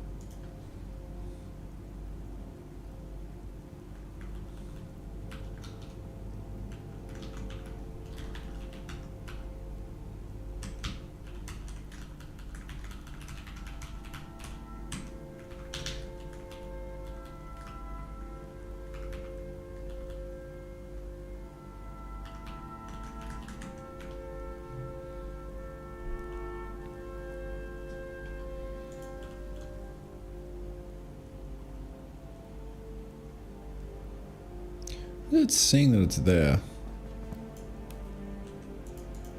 This might just be broken. I might have like accidentally fucked up the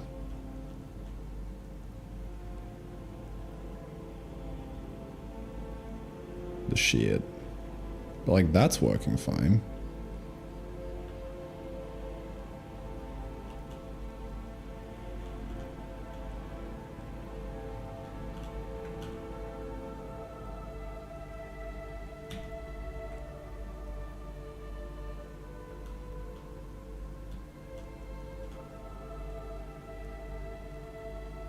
Oh wait.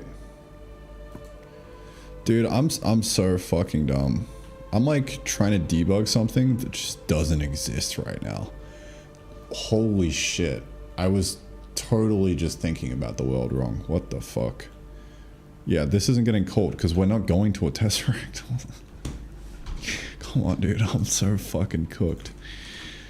Oh my god. Well, that was fun.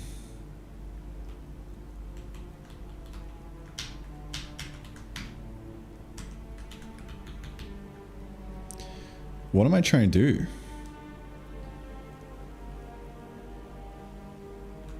Right, I'm trying to figure out why this teleport. Oh, because it's doing the fallback and it's instantly setting. I'm teleporting. Oh, fuck me, dude. Alright, I think I need a break. I think it's gym time. Like 15 minutes.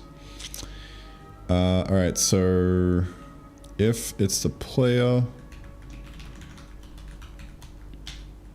if it's anything but the player, we'll teleport like that. Now if it is the player, then we want to just directly go teleport player to pause, e.pause, and that should fix the jar. That should fix the Jar Jar Binks, dude.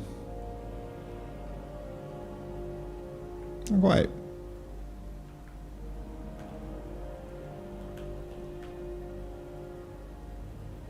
Oh.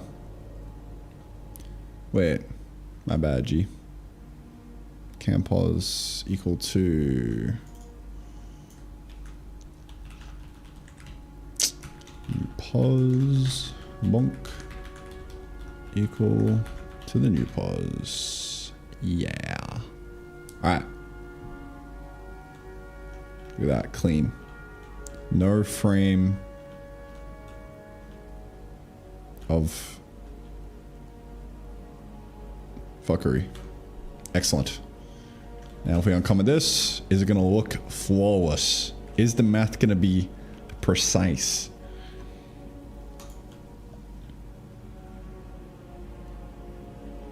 Not quite. Messing this up somehow, because we need to get rid of that. I think. Are we cooking? Oh yeah, that looks clean. That looks clean. Chat, we did it.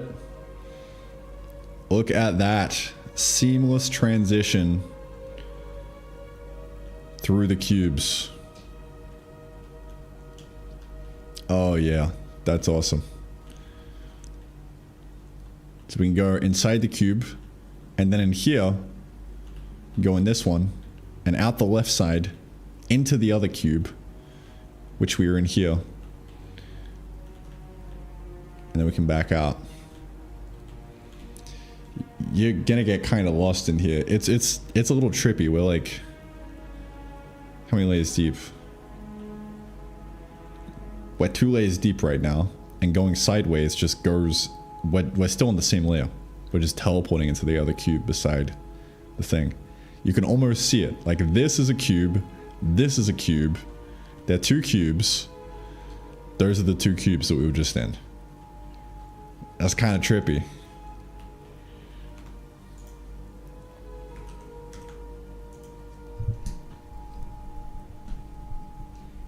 Alright. That's a GG.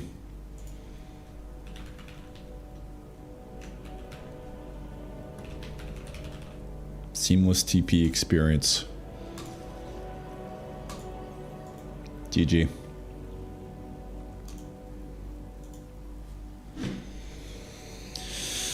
Oh, yeah.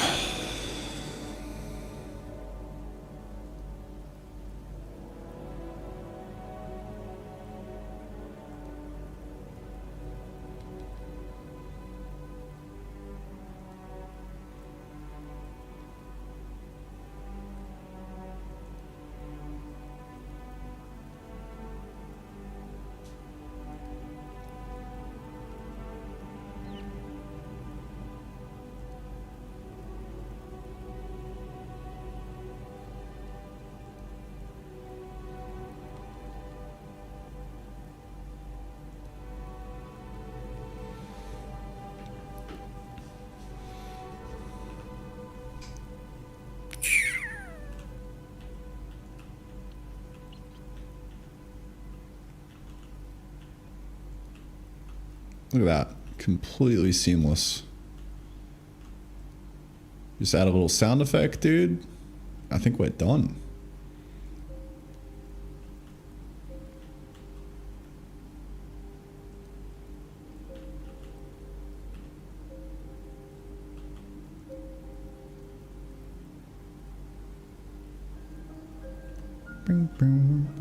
What if you dig up this?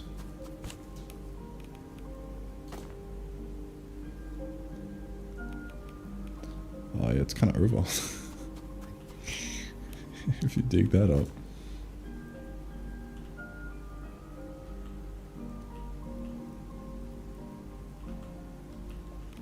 Needs a little bit of work. Should be alright, mate. Oh, I don't think these repair. I think that's the problem. Maybe. I don't know.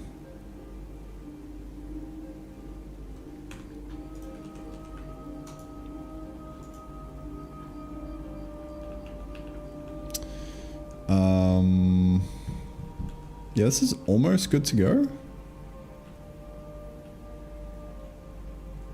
I think. Take that, put that in there. Let's see if we can go down. Yeah. Yeah, that actually looks really seamless. It's almost perfect, but we don't preserve the, we need to make this a bit more clean. It's like practically perfect. Not quite though.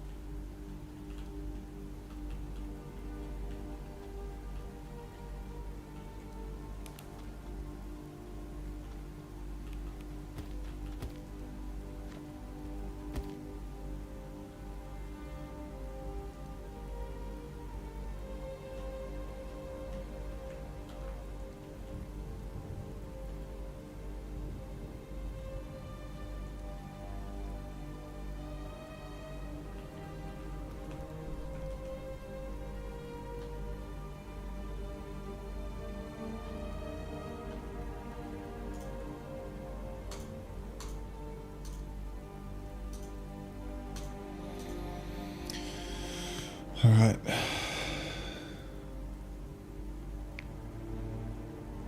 I think it might be gym time.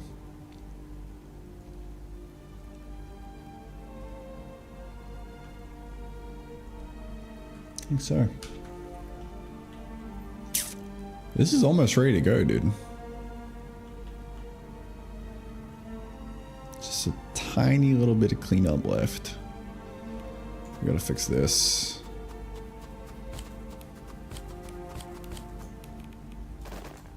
And then it'll be good.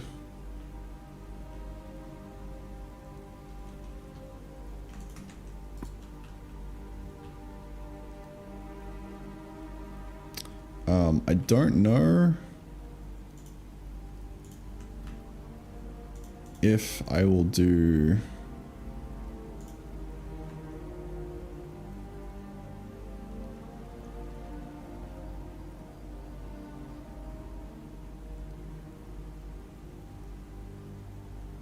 size improvements in this first round. I think I'll just keep it as a fixed size for now.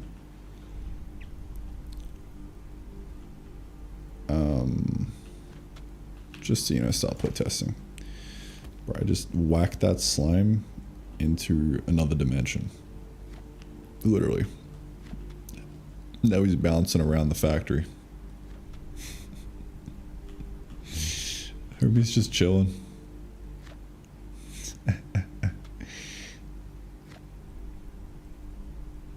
What's he doing though? What's going on, bro?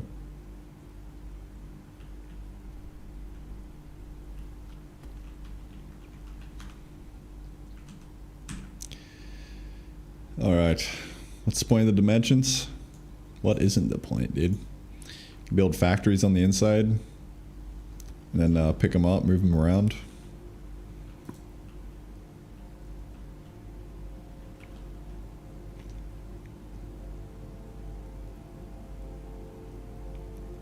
Expand the factory inwards. Alright. Well, that's a W.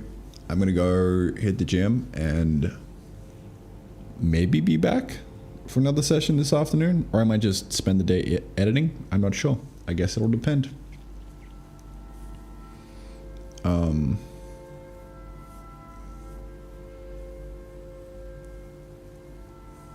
We'll see. But yeah, I'm gonna hop off now. I'll see you guys later. Peace out.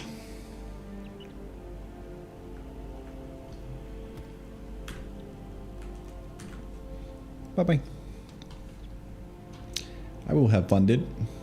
We go lift some heavy things, bro. Peace.